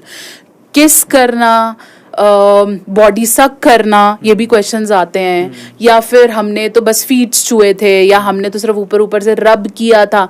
अगर आपकी बॉडी में से फ्लूइड निकला है, बी इट अ प्रीकम और वजाइनल डिस्चार्ज और ओरल स्लाइवा या फिर ब्लड, क्योंकि हमें कट्स भी होते हैं कभी कभी, तो अगर ऐसा कुछ भी है भाई, 1% भी रिस्क नहीं लेना। फिर हम HIV की बात करें ना, अगर हम एड्स की बात करें तो एड्स ऐसा नहीं है कल पकड़ लोगे तुम, नहीं पकड़ पाओ। सॉल टेस्ट कराते रह जाओ, 3 महीने में कराना है, फिर 6 महीने में कराना है, फिर साल कराना है, फिर अगले 3 महीने में, तो आदमी तो इसी में उलझा रहता है। True. कोई दवाई नहीं है स्पेसिफिकली। प्रोफाइलैक्सिस ट्रीटमेंट की किट्स आती हैं, लेकिन वो भी इतनी आसानी से नहीं मिलती हैं, लोग बात ही नहीं करना चाहते। फिर तेरा एक सेक्स ना सारी जिंदगी तेरे को सेक्स से डरा देगा। True. तो करना ही नहीं है, ठीक है। और कॉन्डम्स पहनो, और कॉन्डम्स हर जगह के लिए बदलो, ये भी मैं बहुत बार बोलती हूँ। If you like anal, we are not pushing you not to do it. If you like oral, कर लो, आपको वजाइनल पसंद है आप कर लो। कॉन्डम्स चेंज करो, एक ही कॉन्डम हर जगह मत डालो। बहुत इंपॉर्टेंट पॉइंट है, ये मुझे भी नहीं पता था। हाँ, जैसे आप फ्लेवर्ड कॉन्डम्स यूज कर रहे हो, है ना, एक तो लोगों को पता नहीं है कि फ्लेवर्ड कॉन्डम पेनिट्रेटिव सेक्स के लिए नहीं होते। ओके, ठीक है, वो जाते हैं, वो बोलते हैं कौन सा लेगा, स्ट्रॉबेरी चॉकलेट, उसे ये नहीं पता कि अगर तू सेक्स करेगा तो ये कॉन्डम काम नहीं करेगा। This is for oral only. अच्छा, यस। सो पेनिट्रेशन कॉन्डम्स कोई और होते हैं, they are pure latex polyurethane condoms, जो कि वैसे आते हैं। तो अगर शॉप पे अगर किसी को कॉन्डम लेने जाना है स्पेशली STD से बचने के लिए, तो क्या मांगना चाहिए? नहीं, देखो, वैसे फ्लेवर्ड कॉन्डम्स हेल्प्स, बट वो वजाइनल इंटरकोर्स के लिए नहीं है, क्योंकि उनका ल्यूब्रिकेशन वैसा नहीं है। ओके, ठीक है, they are more into flavours, उसमें चीनी जैसा चीज है, ठीक है, तो वो फीमेल को इरिटेशन कॉज करती है नीचे। तो flavoured condoms are not at all for sex, ठीक है। यूज अ नॉर्मल कॉन्डम, ठीक है। उसमें भी फिर डीले कैटेगरी के हैं और वो है, लेकिन फिर वो ओरल के लिए नहीं है, ठीक है। अगर आप normal government supplied latex condom लेते हो, जो गवर्नमेंट देती है, हर STI सेंटर्स में, हर PHC में, पब्लिक हेल्थ सेंटर में मिलता है, गांव में हर जगह मिल रहा है, वो प्रॉपर लेटेक्स का है, और वो इतना बैड स्मेल करता है कि आप उसको मुंह में नहीं डाल सकते हो। True. वो बहुत ही अलग, वो तो आप पकड़, इट्स ओनली फॉर सेक्स। तो अगर हम कोई ये भी बोल रहे हैं कि ये ओरल है, ये रिब्ड है, ये है, तो भाई ये अलग अलग है। अगर आप एनल कर रहे हो तो वजाइनल के लिए आप कॉन्डम बदलोगे, सेम नहीं यूज करोगे, नहीं तो फीमेल पार्टनर को तो प्रॉब्लम्स हैं ही, आपको भी हैं। इसलिए ये कंसेप्ट भी बदलना है कि हमने तो ऊपर से ही किया था, बस मैंने, ऐसे भी लड़के बोलते हैं, बस मैंने एक बार डाला, उसके बाद फिर मैंने कॉन्डम पहन लिया। तो तेरे एक बार डालने से भी प्रॉब्लम है। मुझे प्रीकम हुआ, लेकिन मुझे फीमेल की थाइस पे ही हुआ, लेकिन मैं बहुत ज्यादा श्योर नहीं हूँ। श्योर हो, अब मेरे को बता रहे हैं कि मैम ऐसे से हुआ, फिर ऐसे हो गया था, तो मैं बोलती हूँ भाई मेरे को नहीं पता है ना इतना, लेकिन मुझे इतना पता है कि डेफिनेटली प्रॉब्लम हो सकती है। मैं लिख के नहीं दे सकती हूँ, बट प्रॉब्लम हो सकती है। Get your self a PP kit started, ठीक है, जो प्रोफाइलैक्सिस की वायरल किट होती है। I can not recommend it, the government doctors eight government hospital recommends it. तो वहां से जाके, कुछ केमिस्ट भी दे देते हैं अंडर द टेबल, बट ऐसा कुछ है तो लेना शुरू कर दो। नेहा मैम, बहुत सारे सेक्स से जुड़े मिथ्स भी हैं, उसके बारे में बात अभी करूंगा, लेकिन उससे पहले जब आपने इतना सब कुछ बताया तो मेरे दिमाग में एक छोटा सा सवाल और आ गया, बिकॉज हम कॉन्डम की बात कर रहे थे, लेकिन क्या होता है, ठीक है भाई, हम कॉन्डम तो लेने जाना पड़ेगा, किसी के पास अरेंज नहीं होता कि अभी सेक्स हो ही जाएगा, तो इतना समय नहीं है, मेडिकल स्टोर पे जाने के बाद उन्होंने जज्बातों में आके दोनों ने सेक्स कर लिया। अब लड़के का तो कुछ नहीं है, उसको तो क्या ही है, लेकिन लड़की को प्रॉब्लम हो सकती है इस टाइम पे एक ही बार में, क्या पहले ही सेक्स में वो प्रेग्नेंट हो सकती है, और अगर उसे उसमें बचना हो तो उसे क्या करना चाहिए, क्योंकि उसके बाद, क्योंकि हम लोग इंडिया में रहते हैं, ये यूएस नहीं है कि ठीक है सिंगल मदर है तो वो पाल लेगी, यहाँ पर तो बहुत प्रेशर झेलना पड़ता है, तो ऐसी सिचुएशन से बचने के लिए लड़कियों को क्या करना चाहिए? देखो, अगर हम बात कर रहे हैं एसटीआई या इस सेक्सुअल इन्फेक्शंस की, तो डेफिनेटली उसका कोई भी ट्रीटमेंट पोस्ट सेक्स अवेलेबल नहीं है। हाँ, ये प्रोफाइलैक्सिस किट है जो हम ले सकते हैं। अदरवाइज अगर हम कंसीविंग की बात करते हैं या बेबी होने की बात करते हैं तो 72 आवर पिल इज अवेलेबल, ठीक है, जो कि आसानी से आपको केमिस्ट स्टोर पे मिल जाती है। वो 100% काम करती है? 100% काम करती है, ठीक है। जितना आप उसे अर्ली ले लोगे उतना बेटर है। अगर आप सोचो कि 5 दिन का टाइम है, 72 आवर्स है, अभी तो 5 दिन है तो 5वें दिन लूंगी, ऐसे नहीं, ठीक है। जितना अर्ली आप उसे ले लो उतना बेटर है। सिंगल पिल है, बिल्कुल सिंगल पिल है, उसकी इंटेंसिटी थोड़ी ज्यादा होती है और उसको लेने के बाद हो सकता है आपको बहुत अर्ली पीरियड्स आ जाए या थोड़ा देर से, मतलब आपकी डेट 20th की हो सकता है 28th को आए, ठीक है, लेकिन डरना नहीं है। मेरे पास ये भी कॉल्स हैं कि हमने आईपिल ले लिया था लेकिन अब तो पीरियड्स ही नहीं आ रहे, कंसीव तो नहीं हो गया। तो कितनी बार मैं बोलती हूँ इट्स ओके, अगर आपने लिया है तो घबराओ नहीं, ठीक है, और अगर आपने कॉन्डम के साथ भी किया तो भी घबराओ नहीं। पीरियड्स ऊपर नीचे आपके स्ट्रेस पे डिपेंड करते हैं। अगर आप टेंशन लिए जा रहे हो नहीं रहे तो नहीं होंगे, ठीक है। तो आपको रिलैक्स रहना पड़ेगा। आप अपने बोलते हैं ना, अपनी पैकिंग अच्छी रखो, ठीक है, और दिक्कत फिर फटेगा नहीं अंदर से, तो दैट इज ओके, ठीक है। फिर आईपिल है जो फीमेल को प्रोटेक्ट कर सकती है, but it shouldn't be repetitive. ये नहीं सोचना है कि हर बार का काम बना लिया, आप गए, आपने खाया, फिर गए और खाया, आपको आगे बच्चा होने में प्रॉब्लम आएगा। Your fertility will be vanished, फिर आपको समझ ही नहीं आएगा क्या हो रहा है। इसलिए ठीक है, अपने साल 1.5 साल में एक बार आईपिल ले लिया, इट्स ओके। लेकिन लड़के जो ये दिमाग में बना लेते हैं ना कि क्या हो गया, गोली खिला देंगे, take it out from your mind, this is not right. बहुत हाई हॉर्मोन्स हैं, कैसे वो पिल में क्या है ये समझो। उसमें एक हार्मोन है जो आपकी बॉडी बनाती है, लेकिन उसकी इतनी परसेंटेज है कि अगर वो दो सेल्स जुड़े भी हैं आपस में तो उसको डिस्ट्रॉय करती है। ओके।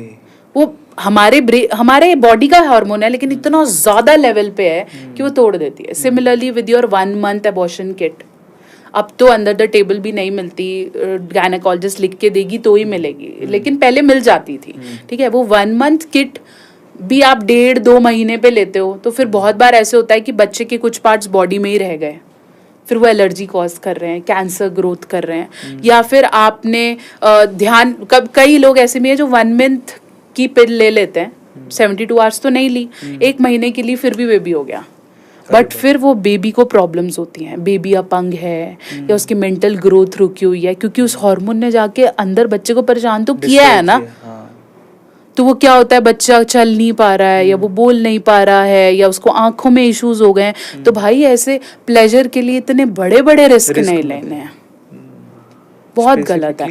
ये भी तो डर है कि गायनेकोलॉजिस्ट के पास जाएंगे, वो औजार मार के अबॉर्शन करेगी इसलिए दवाई ले लो। गायनेकोलॉजिस्ट लड़ रहे हैं इससे कि भाई अबॉर्शन करा लो ना, ट्रू, वो क्यों कर रहे हो, एटलीस्ट तुम सेफ तो हो नीचे से, ट्रू। लेकिन नहीं, हमें तो पिल लेना है, और यही तो फिर डर वाला धंधा है ना, फिर केमिस्ट कमाता है उससे। अब इसमें एक और मिथ है जनरली, मतलब कि मैं भी उस एज से निकला हूँ, जनरली लड़कियों में ऐसा रहता है कि अगर आपने सेक्स किया है, कॉन्डम नहीं है उस टाइम पे, तो ठीक है, अगर इंजेक्शन वजाइना में ही हो गया है तो फटाफट से जाके वॉश कर लो या पी कर लो, पॉसिबल है उसे या नहीं? ये भी मिथ है, लेकिन ये उस केसेस में अच्छा है जब आप कोई माइनर इन्फेक्शंस की बात कर रहे हो। अगर एसटीआईज हैं और ये हैं तो इन पे ये काम नहीं करता। पी करना, फटाफट से वॉश कर लेना या खड़े हो जाना या टिश्यू पेपर से रब कर लेना, ये सिर्फ माइनर बैक्टीरियल इन्फेक्शन से डील कर रहा है। प्रेगनेंसी कम हो जाएगी ऐसा नहीं है। ओके, तो ये भी एक मिथ है भाई, नोट कर लो। तो चलो, मिथ की बात ही चल रही, तो बहुत सारे मिथ हैं, उसके ऊपर डिस्कशन कर लेते हैं। लेकिन ओवरऑल कंक्लूजन ये निकला है कि ठीक है, आपको मिल गए आप आपस में, आपकी इंटीमेसी का आपको लगा कि फीलिंग आ गई है, कर लेते हैं, थोड़ा सा धैर्य रखो, कॉन्डम यूज़ करो, ज़्यादा अच्छा है। अच्छा, इसमें एक और चीज़ है, लड़कियों का कॉन्डम कितना सक्सेसफुल है? सक्सेसफुल है लेकिन वो कम्बरसम है। जैसे मेल कॉन्डम पहनना इजी है, फीमेल कॉन्डम पहनना डिफिकल्ट है, क्योंकि वो बहुत ही बड़ा है लेंथ में। It's more like a leafy flap, plus India में अवेलेबिलिटी नहीं है, क्योंकि सेल ही नहीं है, महंगा इतना है, तो ऑब्वियसली जो बिकेगा वही तो दिखेगा, तो वो है ही नहीं, बहुत सारे उनके पास अवेलेबल ही नहीं है। तो है, इफेक्टिव है डेफिनेटली, और स्पेशली उन फीमेल्स के लिए जिनके हस्बैंड्स प्रिकॉशंस नहीं लेते, या फीमेल प्रोस्टिट्यूट्स के लिए जिनको लगता है कि हम रिस्क नहीं लेना चाह रहे हैं, तो फिर वो ले सकती हैं, but it is very cumbersome, plus मिलता ही नहीं है। चलिए अब मिथ की तरफ चलते हैं। बहुत देर से मैंने किसका के फाइनली इस पे पहुंचा हूँ। कुछ मिथ बर्स्ट करते हैं, आपको बताना है उसमें सच्चाई कितनी है। पहली, क्या आदमी में यानी कि मेल में सेक्सुअल इंटीमेसी ज्यादा होती है एज कम्पेयर टू विमेन? क्या ये मिथ है? बिल्कुल मिथ है। पुरुषों को ब्लेम किया जाता है कि ये तो हर 9 सेकंड में सेक्स के बारे में सोचते हैं, या तो ये चलते हुए सोचते हैं। हर वो आदमी सेक्स के बारे में रेगुलरली सोचता है जो या तो उससे अट्रैक्टेड हो या खुश हो। विमेन में Yes. If she is happy with the husband, she is happy with the partner, she is actually very excited to have it. लेकिन अगर आप उसे पेन दे रहे हो या आप उसे धरका रहे हो, जैसे बोलते हैं ना भीख मांगनी पड़ती है सेक्स के लिए, भी बहुत कॉमन इशू है कि आपको ऐसा लगता है आपके पार्टनर को मनाना पड़ रहा है, तो फिर डेफिनेटली आपकी फीलिंग्स बंद हैं और फिर वही सोच रहा है जिसको मिलती है। Next question is, physical attraction जरूरी है सेक्सुअल कंपैटिबिलिटी के लिए? शुरुआत के लिए तो जरूरी है डेफिनेटली, क्योंकि फिजिकल अट्रैक्शन होगा ही नहीं तो आप, क्योंकि it's all about body first, mind तो बाद में मिलता है, शारीरिक मेल है सबसे पहले तो अगर फिजिकल अट्रैक्शन है तो डेफिनेटली सेक्सुअली आप बहुत जल्दी बेड पे आ जाओगे, ठीक है। लेकिन जब धीरे धीरे आपको विचारों का पता चलता है, आप कनेक्ट करते हो, फिर वो धीरे धीरे खत्म होने लगता है। लेकिन physical attraction plays a major role to be on bed. क्या एक बच्चा, मतलब शादी के बाद बच्चा हो जाता है या फिर जब भी बच्चा हो, क्या एक बच्चा आपके रिलेशनशिप को, सेक्सुअल रिलेशनशिप को और स्ट्रेंथन करता है या वीकन करता है? देखो, अगर आप बच्चा इसलिए कर रहे हो कि उसके बाद आपकी शादी टूटेगी नहीं और कला कलेश कम हो जाएंगे, तो ये मिथ है, क्योंकि बच्चा होते ही जिम्मेदारियां डबल होती हैं और आपकी इंटीमेसी या बॉन्डिंग्स में दरार आती है, ठीक है। ये तो बिल्कुल ऐसा है कि तुम दोनों की ज्यादा लड़ाई हो रही है, तुम दोनों जॉब करने जाओ, तो जॉब करने के बाद बातें जरूर कम हो जाएंगी, लेकिन प्रॉब्लम तो सेम ही है, बातें तो आप कम कर रहे हो, तो बच्चा होने के बाद होगा नहीं। हाँ, लेकिन अगर आप हैप्पी कपल हो और आपका बच्चा हो रहा है, तो उसके बाद आप बेटर मेच्योरली लव को समझ पाते हो, तो वो आपका रिलेशनशिप ग्रो करता है। तब आपकी तरफ फिजिकल अट्रैक्शन से ज्यादा आप एक दूसरे को रिस्पेक्ट करना शुरू कर देते हो। एक और मिथ है जो यंग एज में रहता है बेसिकली, क्या ज्यादा मास्टरबेट करना पेनिस लेंथ को बढ़ाता है?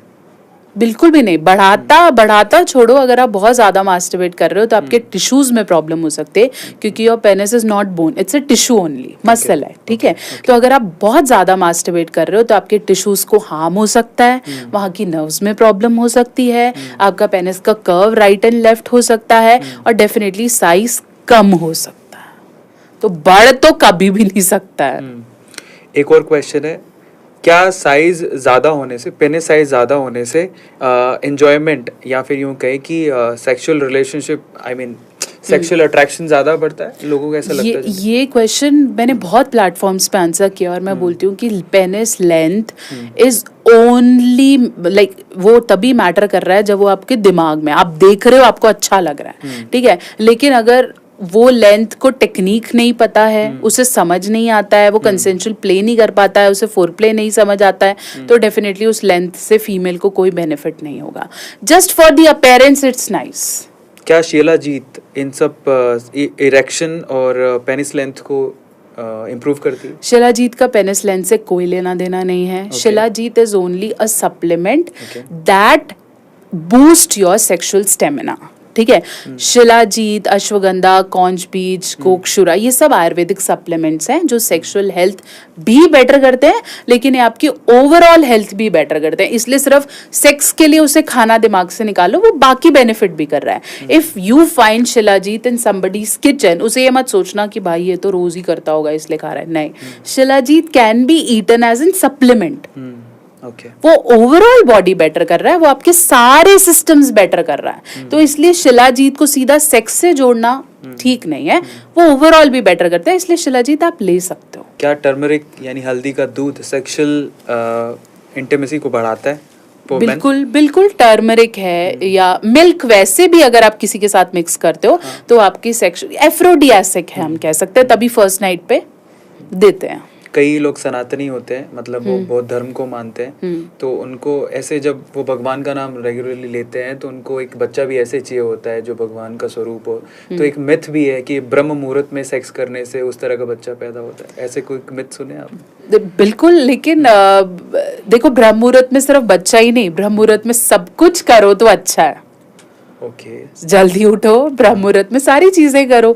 तो अगर आपको ऐसा नहीं कि अलार्म लगा के उस समय कर रहा है, लेकिन अगर आपका ये रूटीन है और आप ब्रह्म मुहूर्त को मन से मानते हैं तो डेफिनेटली सब अच्छा ही होगा। यहाँ पर लोग सेक्स मैगजीन्स की बात करते हैं, पर हमारे मंदिर भी हैं, खजुराहो के मंदिर, क्या आप गए हैं वहाँ पे? बिल्कुल। ठीक है, तो आप उसको मतलब इन टेम्पल्स को बेसिकली जो खजुराहो के मंदिर बने हैं उसको कितना उचित मानते हैं?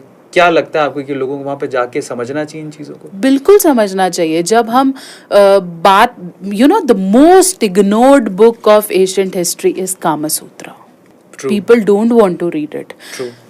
रीड तो छोड़ो, ऑब्वियसली जब कोई बोल रहा है आप वो ही नहीं सुन रहे हो तो आप बुक खोल के तो डेफिनेटली नहीं पढ़ने वाले हो। ठीक है, आज भी मेरी वीडियोस को प्लेजर की तरह लिया जाता है, उसे क्यों ज्ञान की तरह नहीं लिया जा रहा है? तो बुक से तो आप डेफिनेटली क्वेश्चन नहीं कर सकते हो। लेकिन अगर ऐसी संस्कृति है, because this is equally important. Sex is not about pleasure, it's more about oneness, it's more about loving yourself. आज आपको पता चले कि कोई है जो आज भी आप तैयार होते हो, आपको अप्रिशिएट करता है, आपको कितना मन होता है तैयार होने का, you feel valued, no? True. है ना? तो ये वैल्यू आपकी बॉडी सेक्स को ऐसे हवस या पाने जैसा या गंदा जैसा क्यों देखा जा रहा है? यही सारी चीजें वो एक संस्कृति का पार्ट है, इसलिए उनको टेम्पल्स में कवर किया गया है। और if you see the positions there, या आप कुछ और देख रहे हो, तो वहाँ पे आपको ओरल्स के एग्जाम्पल्स मिलेंगे, आपको थ्रीसम के एग्जाम्पल्स मिलेंगे, आपको अलग अलग पोजिशन के एग्जाम्पल्स मिलेंगे। तो वो भी बराबर है देखना। उस पर आप हंस रहे हो या आप उसे वैल्यू नहीं कर रहे हो और फिर आप उसे पर्सनली भी करना चाह रहे हो, तो कितना दोगलापन है ना। कि हम नहीं एक्सेप्ट कर रहे। ये सिर्फ इंडिया में नहीं है, बाहर भी। I went to this Thailand, है ना, this is a famous beach जहाँ पे penis is being worshipped. We all are being born by that penis only. लिंग, जब आप शिवलिंग की बात कर रहे हो, आप लिंग पूजा कर रहे हो, आप ध्यान लिंगा कह रहे हो, व्हाट इज दैट लिंग? लिंग इज द अल्टीमेट पावर। वहीं से तो हम सब आ रहे हैं ना। तो अगर आप इसे वर्शिप कर रहे हो तो इसे हॉ, छी, दिस दैट क्यों बोल रहे हो? I went to a workshop, एक सेक्सुअलिटी वर्कशॉप में मैं गई। उन्होंने पता है कैसे उसका एंट्रेंस पे ना, दे मेड डॉक्टर्स वर्कशॉप है ये, ठीक है। तो व्हाट दे डू इज, जैसे शिव है, ठीक है, उस पे हमें हो सकता है लोग बहुत गालियां दें, but this is how it is made, मैं आपको बता रही हूँ। तो उन्होंने एंट्री पे क्या बनाया, दे मेड दिस शिव का पूरा डायग्राम विद रंगोली, ठीक है। तो लिंग है, एंड जैसे वो सांप लिपटा हुआ था जहां हम जल चढ़ाते हैं, राइट। तो they tell that this is a vagina and this is ling. So this is an ultimate power of male and female energy. Got it. This is a doctor workshop concept.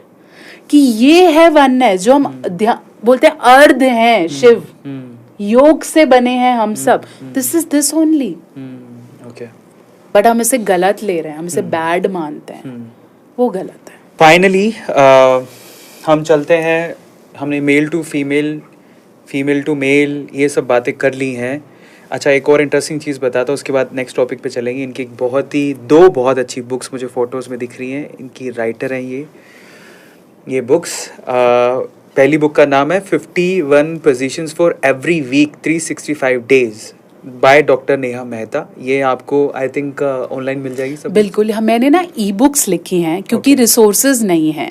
कितने couples हैं जो consultations के लिए afford नहीं कर सकते, ठीक है, तो मैं बुक्स नहीं प्रिंट करा रही, तो मैंने ई बुक लिखे है जिससे वो खुद से डाउनलोड करके पढ़ सकते हैं प्रिवेसी के साथ। प्लस इन बुक्स में मतलब बहुत सारी पिक्चर्स हैं फॉर पोजिशंस, ताकि वो देख पाए, प्लस किस एंगल में रखना है, कुछ थ्योरेटिकल नहीं है इन बुक्स में, इट्स ऑल अबाउट एक्सपेरिमेंटेशन। क्योंकि पोजीशन भी ना, हम सबकी बॉडी अलग है, मैं बोलती हूँ, अगर इतनी सारी पोजीशन बनी है तो कोई कंसेप्ट होता होगा ना, ठीक है, वो कंसेप्ट ये है कि हमारी बॉडी अलग, हमारा वेट अलग, हमारे प्लेजर्स अलग, हमारी पोजीशंस अलग, हम कहाँ कर रहे हैं वो अलग, तो हम सबको अलग अलग पोजीशन एक्सपेरिमेंट करनी है। एक ऐसा कपल जो हस्बैंड वाइफ दोनों ही हेल्दी हैं, एक ऐसा कपल कि हस्बैंड वाइफ दोनों का वेट 50-60 किलो या उससे कम है, सेम पोजीशन नहीं यूज कर सकते ना, अलग पोजीशन चाहिए। हाँ, लेकिन हर कोई वही मिशनरी कर रहा है, हर कोई वैसे कर रहा है, और किसी को एक चाहिए तो वो उसको नेगेटिवली परसीव कर रहा है, ऐसा नहीं है। वो मेल्स जिनके साइज कम है या मशरूम साइज पेनिस है या कम है, वो मिशनरी पोजीशन एंजॉय ही नहीं कर सकता ना, उसको प्रॉब्लम आएगी। वो फिर क्या करेगा, वो फिर मे बी हो सकता है डॉगी स्टाइल करना चाहे क्योंकि लेंथ अच्छी है, या स्टैंडिंग पोजीशन। तो ये पोजीशन की जानकारी कौन दे रहा है? तो इस पे बात कर लेते हैं, अच्छा टॉपिक हाँ, है। कोई बात ही नहीं कर, बात क्या, आधे से ज्यादा लोग तो जानना ही नहीं चाह रहे, उन्हें लगता है बस यही अच्छी है। आज भी अगर मैं बोलूं कि डॉगी स्टाइल पोजीशन, लोग टेक इट है ना स्पाइसी और समथिंग, अरे भाई जिसके को प्रॉब्लम है उसके लिए वो भून है। मतलब वो उससे एसोसिएटेड प्रॉब्लम को समझ लेते हैं, मतलब ये कैसे एसोसिएटेड, मतलब अगर जिसका पेनिस साइज छोटा है उसको डॉगी स्टाइल नहीं करना चाहिए। हाँ, क्योंकि वो पेनिट्रेट नहीं कर पाएगा, ठीक है, जिसको इरेक्शन वीक है, बहुत हार्ड नहीं रहता है, ठीक है, वो मिशनरी करे, क्योंकि मेल ऊपर है तो उसका इरेक्शन उसके कंट्रोल में है। ऐसे में अगर आप फीमेल ऊपर करते हो तो काउगर्ल पोजीशन कहते हैं, अगर फीमेल ऑन द टॉप है तो वो उसके इरेक्शन पे थर्स्ट पड़ेगा, तो डेफिनेटली उसका टिकेगा ही नहीं। करेक्ट। तो आप जब तक इन पोजीशंस को नेगेटिव, वही गुजराव वाली बात आ गई, अगर आप इनको नेगेटिवली परसीव करोगे तो आप ज्ञान ही नहीं ले पाओगे कि मुझे कैसे करना। हम सब हेल्दी नहीं है, किसी के कोई अपंग है, किसी की टांग काम नहीं करती, किसी को कमर में इश्यूज रहते हैं, किसी को थायराइड है, किसी को शुगर है, हर कोई क्या है एक्टिव पोजीशन ट्राई कर रहा है। पर ये बात तो सही है, हमें बुक्स में पढ़ाया नहीं जाता। अगर बुक्स में ये सब चीजें लिखी हो, जो कि जानना बड़ा जरूरी है कि पोजीशन सिर्फ प्लेजर के लिए नहीं है, इनका अपना महत्व है। नहीं तो आप प्रेगनेंसी तक अचीव नहीं कर सकते अगर आप सही पोजीशन यूज नहीं कर रहे हो। अच्छा, किसी को मतलब अगर एक ही बार में मतलब वो चाहते हैं कि बच्चा हो, कंसीव करना चाहते हैं, उसके लिए बेटर पोजीशन, उसके लिए बेस्ट पोजीशन है मिशनरी, क्योंकि सब वही कर रहे हैं जस्ट टू कंसीव, जिसमें मैन ऑन द टॉप है, क्योंकि उससे सर्वाइकल ओपनिंग बहुत खुलती है, वजाइनल तो सीधा होता है। इसके अलावा you can also place a pillow, इसको मॉडिफाइड मिशनरी कहते हैं। पिलो रखेंगे तो वो यूट्रस का ओपनिंग थोड़ा और ऊपर हो जाता है और सीधा डिस्चार्ज होता है। वुमेन ऑन द टॉप है, स्टैंडिंग पोजीशन है, लोटस पोजीशन है, स्मूनिंग पोजीशन है, इसमें सीधा वीर्य अंदर नहीं जाता है, ये सिर्फ प्लेजर। तो ये acrobatic position never leads to pregnancy, मतलब स्टैंडर्ड नहीं है, होने को हो जाए आपका स्पर्म एक्टिव है तो, बट ये स्टैंडर्ड पोजीशंस नहीं है। प्लस इसमें फीमेल को पेन बहुत है, ठीक है, वो जो आपको वहां पे मॉडल्स दिख रही हैं वैसा वाला फीमेल बॉडीज नहीं है कि आपको ऐसा लगता हो कि ऐसा होता है। We all are different. मैं फिर से कह रहा हूँ कि ये सिर्फ ज्ञान है, आप ये इसको तब वैल्यू करोगे जब आप शादीशुदा हो जाओगे और जब आपकी इंटीमेसी रेगुलर एक पार्ट बन जाएगी, मतलब सेक्सुअल रिलेशनशिप बनाना एक रेगुलर पार्ट बन जाएगा, तब इस नॉलेज को आप बहुत महत्व करोगे। इसलिए कमेंट सेक्शन में प्लीज़ आप सही तरीके से देख के समझें और लोगों के साथ शेयर भी करें। मुश्किल से तो ये ज्ञान हम भी हिम्मत जुटा पा रहे हैं आपको देने के लिए, और अगर आप पॉजिटिव वे में देखेंगे तो हमें लगेगा कि हाँ, हम सही ऑडियंस तक अपनी बात पहुँचा पा रहे हैं। अगेन बता रहे हैं, ये जो 51 पोजीशंस की बात हो रही है, ये सिर्फ प्लेजर के लिए नहीं है। मिशनरी जो करते हैं, नीचे पिलो लगा के अगर आप करते हैं तो उससे बच्चा होने के चांसेस बढ़ जाते हैं। दूसरी इन्होंने क्या चीज़ बताई, जिनका पेनिस साइज कम है उनके लिए डॉगी स्टाइल नहीं बना है, उनको वो नहीं करना है। एक और पोजीशन आपने अपनी बुक में ही दिखा रखा है 51 में, ये इस पोजीशन की क्या इंपॉर्टेंस है? हाँ, ये पोजीशन तब है जब आप थोड़ा सा और प्लेजर इंक्रीज करना चाहो, क्योंकि फीमेल बॉडी पास आता है, तो अगर आप कोई पिल्लो रख रहे हो, बोलते क्या है ये पोजीशन? स्टैंडिंग पोजीशन का ये एक पार्ट है जिसके अंदर आप सोफा या कोई काउच प्लेस करते हैं। हाँ। ये उन कपल्स के लिए बेटर है जिनका साइज मतलब फीमेल का हाइट छोटा है। ओके। ठीक है, मेल का लेंथ मतलब उनका हाइट अच्छा है, फीमेल का कम है, तो they put it on the body. ये आप वैसे हम दिखा लेंगे थोड़ा और पास करके। प्लस ये जो नेक्स्ट बुक है जो आप ये देख रहे हो, ये है 69 आइडियाज। हाँ, क्योंकि हम सब कैसे कर रहे हैं, वही सेम लाइट बंद करी रूटीन में, धीरे धीरे क्या होता है 30-40s के कपल महसूस करते हैं कि अब स्पार्क नहीं रहा है। वही सेम वही सब कुछ, तो ज्यादा what they do is they go on staycations कि चलो बच्चे नहीं है, चींची नहीं है और आराम से करेंगे। But you need to do efforts every time to make it more spicy.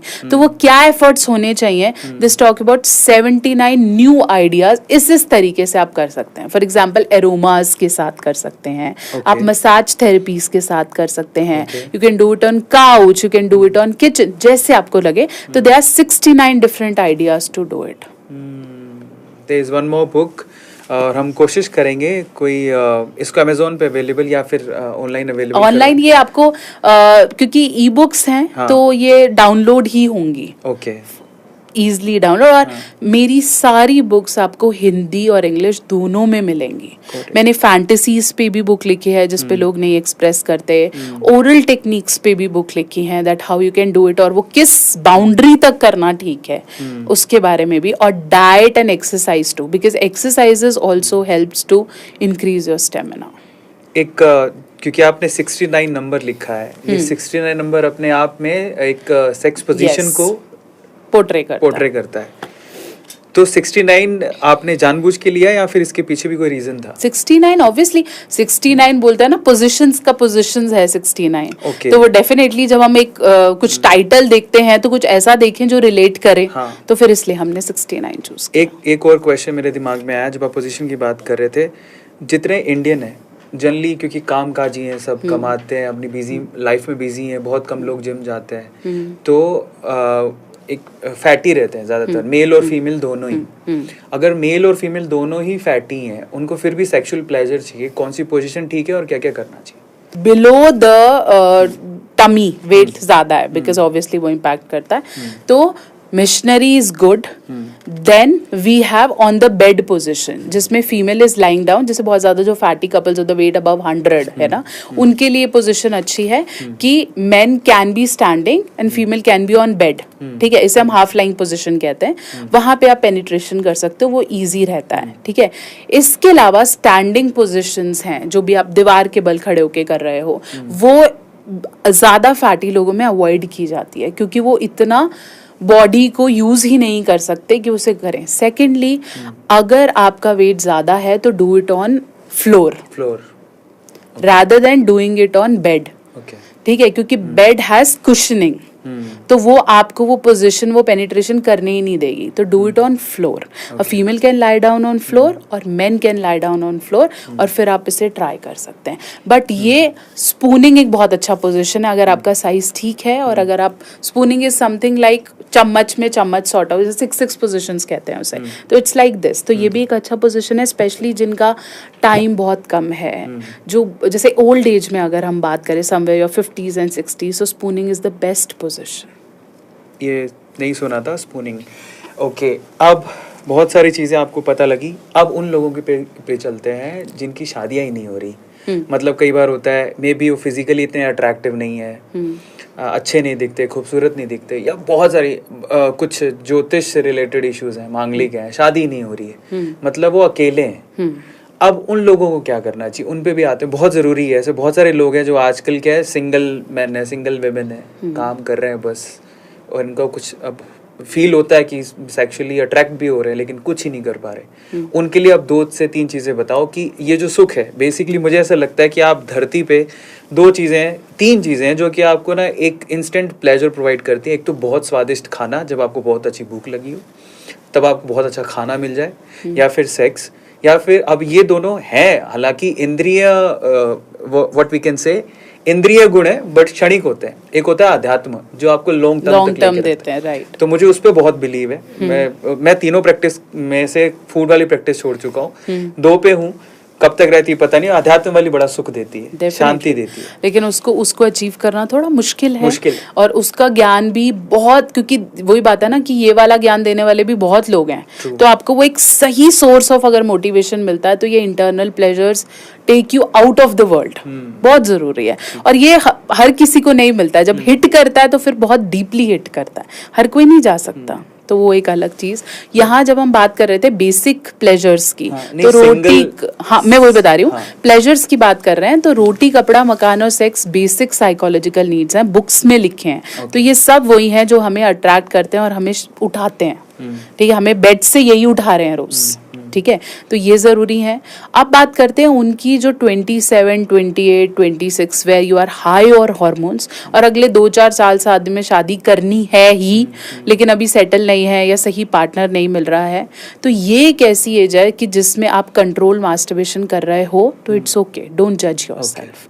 ठीक है, क्योंकि आप कंट्रोल तरीके से कर रहे हो और इस समय आपके हार्मोन्स ऑलरेडी पीक पर हैं। इसमें मैं एक और सवाल जोड़ना चाहूंगा। बहुत सारे ऐसे मेल हैं जो कि लगता है उनको कि मुझे शादी करनी ही नहीं है, मैंने देखी है, मेरे फ्रेंड सर्किल में ही है। तो वो लोग अपने सेक्सुअल प्लेजर को शांत करने के लिए थाईलैंड जाते हैं, एक ट्रिप करके आ जाते हैं, ठीक है, महीने, उसके बाद अपना वो हो गया। और उनको अगर आपने नहीं करनी है और आप पेड की तरफ जा रहे हो, I still feel that paid sex is much better than playing with somebody's emotions and using them. True. ठीक है, वो कर लो, कोई दिक्कत नहीं है। लेकिन अगर आप किसी को यूज कर रहे हो, एक्स्ट्रा मैरिटल में किसी को फंसा के उससे लेने की कोशिश कर रहे हो, या फिर वो गलत है, या उसे भी बोल रहे हो कि तुझे भी नहीं मिलता मुझे भी नहीं मिलता तो let's have a side fling, ये गलत है। Do it paid, it's okay. At least आप जो उससे एज अ प्रोफेशन ले रहा है, आप उसे उसका मेहनत दे रहे हो, तो डू इट। ठीक है, वो आप कर सकते हो। लेकिन फिर वही बात है कि सारे प्रिकॉशंस रखने ज़रूरी हैं, बहुत इंपॉर्टेंट है। इसलिए बोला जाता है कि आप अर्ली एज रिलेशनशिप में आ जाओ, क्योंकि तब आपके पास इतनी एनर्जी है कि आप थोड़ा सा खुद को चेंज कर सकते हो। वंस यू टर्न 30-50 आप चेंज नहीं हो पाते हो, फिर फर्टिलिटी इश्यूज भी हो जाते हैं। लेकिन अगर रुकना है, नहीं करनी है, तो this is one of the reason. Secondly, समझें कि ये एक एनर्जी है। ठीक है, अगर आप अपनी इस एनर्जी को और तरीके से बदलते हो, टर्न करते हो, तो ये एनर्जी अपने आप कम हो जाएगी। जैसे कई लोग साइकिलिंग करके अपना करियर कर रहे हैं, कई लोग बॉक्सिंग करते हैं, कई लोग और फील्ड्स में बहुत अच्छे हैं, तो उन्होंने अपनी सेक्सुअल ड्राइव्स को काफ़ी कम किया है। ठीक है, तो ये नहीं है कि भाई तू तो झूठ बोल रहा है, तू कर नहीं सकता। आप कर सकते हो, you can win over it. ब्रह्मचारिता कोई, मैं उसके खिलाफ नहीं हूँ, बट अगर आप कर सकते हो तो डू इट, और आप कर पाओगे। अगर आप मानते हो कि आज से मैं नहीं करूंगा, तो आप इतने वशीभूत नहीं हो कि आप रोक नहीं सकते, आप रोक पाओगे। फाइनली हमने बहुत सारी चीजों के बारे में बात कर ली, एक आखिरी टॉपिक रह गया, और वो टॉपिक है मेंटल हेल्थ और स्ट्रेस लेवल को कितना पॉजिटिवली इम्पैक्ट करती है सेक्स एजुकेशन या सेक्सुअल चीज़ें, उसके ऊपर फाइनली बात कर लेते हैं। बड़ा ज़रूरी है, क्योंकि आजकल भागदौड़ वाली ज़िंदगी रह गई है, पैसा कमाओ पैसा कमाओ पैसा कमाओ। स्ट्रेस लेवल बढ़ते ही जा रहा है और वो कम होने का नाम नहीं ले रहा। उस वजह से हमारी पर्सनल लाइफ भी इम्पैक्ट हो रही है, हमारी सोशल लाइफ भी इम्पैक्ट हो रही है, और बहुत कम उम्र में सफ़ेद बाल हो जा रहे हैं, बहुत कम उम्र में झुर्रियाँ आ जा रही हैं। और इन सब चीज़ों को अगर रिड्यूस करना है तो ये सेक्सुअल एजुकेशन और ये सेक्स एक्टिविटीज़ कितनी इम्पोर्टेंट है? मैं इन सब से हटकर एक कंसेप्ट बोलती हूँ, that is called self care. बहुत बढ़िया। अगर आप सेल्फ केयर कर रहे हो तो उसके लिए आपको क्या करना पड़ेगा? एफर्ट देना पड़ेगा। कोई भी, मैं आज बोलती हूँ यार Arvind, I want to reduce 20 kgs, it is required. मैं ये नहीं, I am not denying with the fact, I need it. ठीक है, आज मैं 20 किलो कम करती हूँ तो maybe I will grow to be more visually very attractive, happy, my body will be more productive, और हो सकता है जो आज मुझे लैग्स आ रहे हो वो नहीं आए। ठीक है, मैं 4 घंटे काम करके बेहतर कर सकूं। ठीक है, मुझे पता है मैं यहाँ वीक हूँ। ठीक है, बट मेरे पास और भी सेल्फ केयर के मोटिव्स हैं। जैसे मैं चाह रही हूँ हर हफ्ते I do skin care, I go to salons properly, I do yoga, I meditate, I breathe. तो जब आप सेल्फ केयर, सेल्फ इन्वेस्टमेंट करते हो ना, तो आप अपने स्ट्रेस से लड़ पाते हो। स्ट्रेस तुम्हें भी है, मुझे भी है, हमारे एडिटर्स को भी है, हमारे एवरीबॉडी, छोटे से बच्चे को भी स्ट्रेस है कि मेरा टॉय मेरा पापा दिलाएगा कि नहीं। ट्रू। स्कूल में मैडम क्या बोल रही है, तो everybody has stress. If you feel भाई मैं तो अलग ही लेवल पे स्ट्रेस्ड हूँ, ऐसा है नहीं, मुझे भी है, ठीक है। तो एवरीबडी स्ट्रेस्ड, बट तुम उसे डील कैसे करते हो ये तुम्हारी कला है और इससे सीखो। अगर आपने अभी तक नहीं सीखा है तो सीखो, क्योंकि सीख के आएगा और हमें कोई सिखाता नहीं है।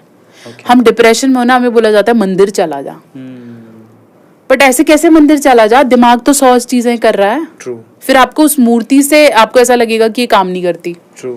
क्योंकि आप सारा तो उसी पे डाल रहे हो, खुद पे एफर्ट कर ही नहीं रहे।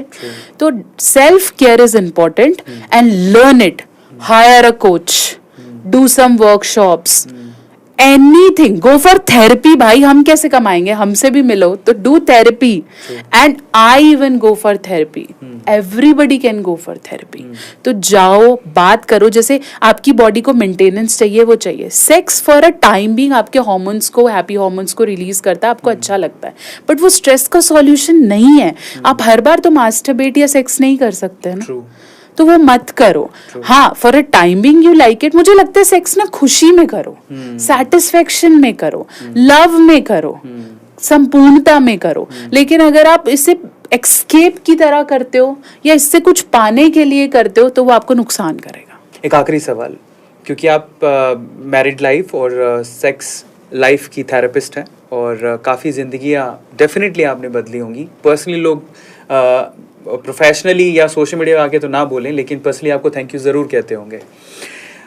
इतनी सारी ज़िंदगी को बदलने के बाद आपका जो एक्सपीरियंस है, उससे ऐसी 3 एडवाइसेस जो हमारी यंग एज में लोगों को आपको देनी है, स्पेसिफिकली क्या उसको फॉलो करना बड़ा ज़रूरी है, वो क्या होंगी? सबसे पहले नो योर बॉडी, जानो।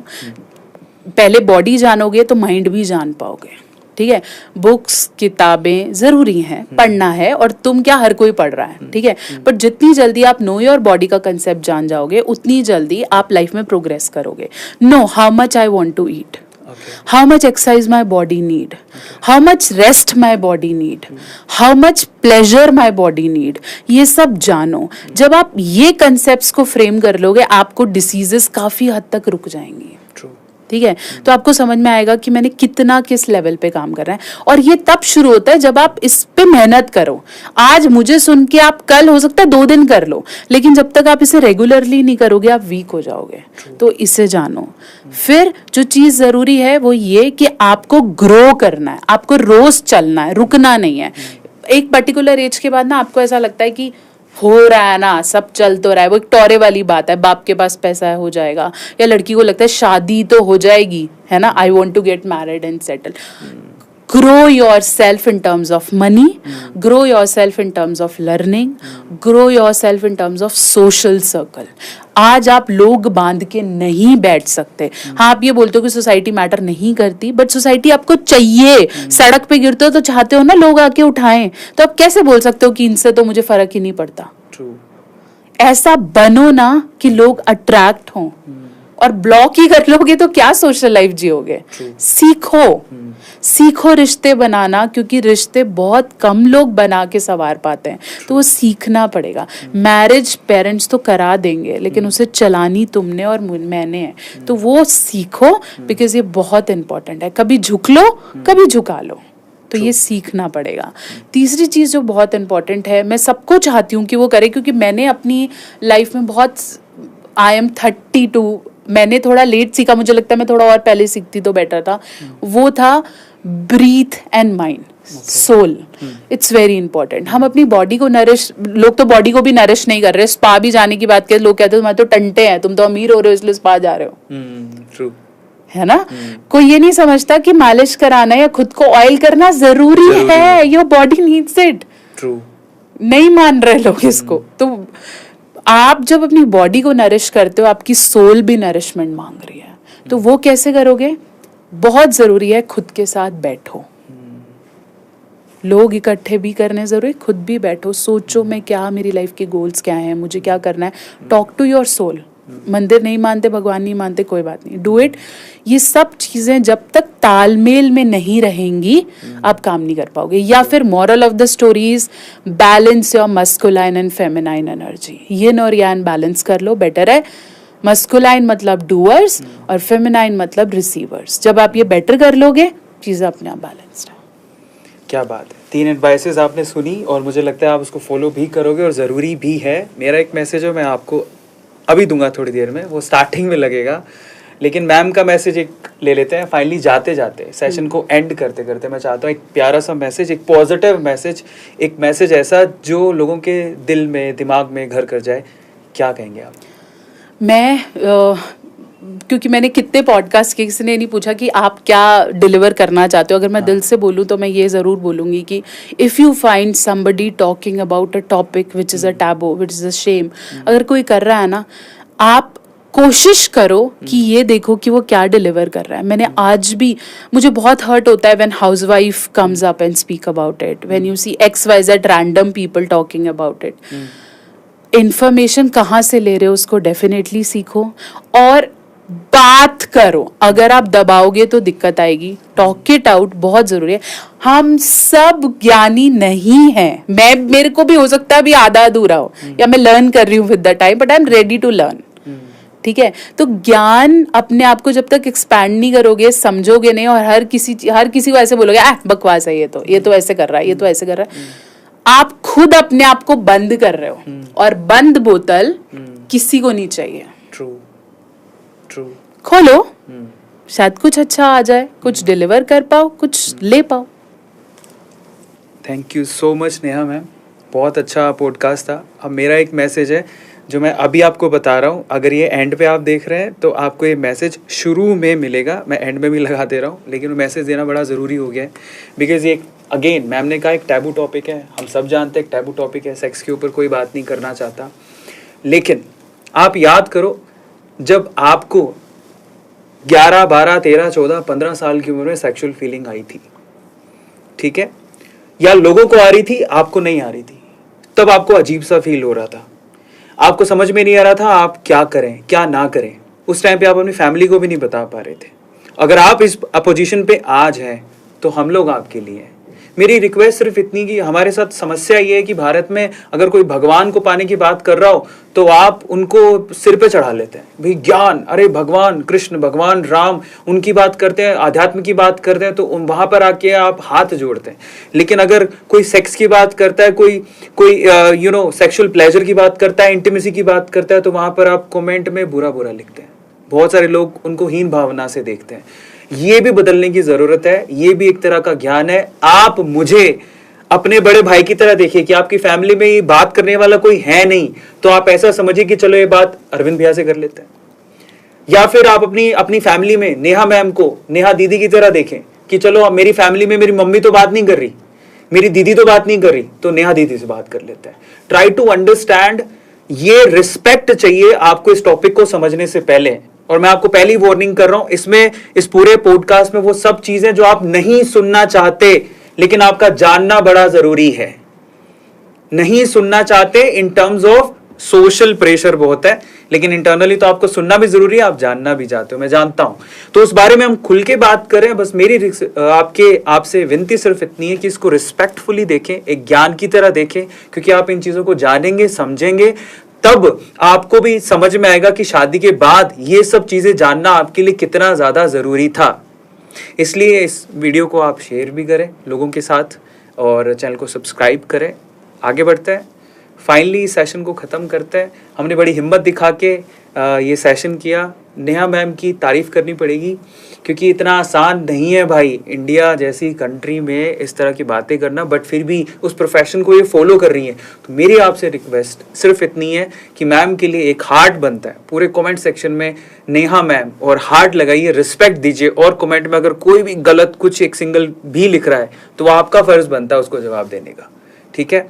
नेहा मैम के सोशल हैंडल्स हम आपको कमेंट सेक्शन में नीचे डिस्क्रिप्शन में भी दे रहे हैं, कमेंट सेक्शन में भी दे रहे हैं। उनको थैंक यू बोलिएगा पर्सनली कि आपने इतनी सारी चीज़ें बताई, बहुत सारे लोगों को इसका फ़ायदा ज़रूर होगा, मैं जानता हूँ। अब आखिरी में आपको क्या करना है, सिंपल सा काम करना है। नेहा मैम की कौन सी बात आपको सबसे अच्छी लगी कमेंट सेक्शन में लिखो। मेरी जगह पर अगर आप बैठे होते तो आप नेहा मैम से क्या सवाल पूछते, वो सवाल भी आप लिखो। अगली बार जब हम फिर से आएंगे, क्योंकि ये नेवर एंडिंग टॉपिक है, हो सकता है कि मैंने जो सवाल पूछे उस पर से बहुत सारे सवालों के जवाब आपको मिले हों, बहुत सारे सवालों के जवाब आपको ना मिले हों, तो वो सवाल आप लिखिए। अगली बार जब ये वापस आएंगे पॉडकास्ट में तो आपका नाम लेके हम उनसे वही सवाल पूछेंगे। मैं आशा करता हूँ कि आप इसको पॉजिटिवली लेंगे, पॉजिटिव मैसेज को स्प्रेड आउट करेंगे। बहुत बहुत धन्यवाद, बहुत बहुत शुक्रिया, इसी तरह से ध्यान रखिए।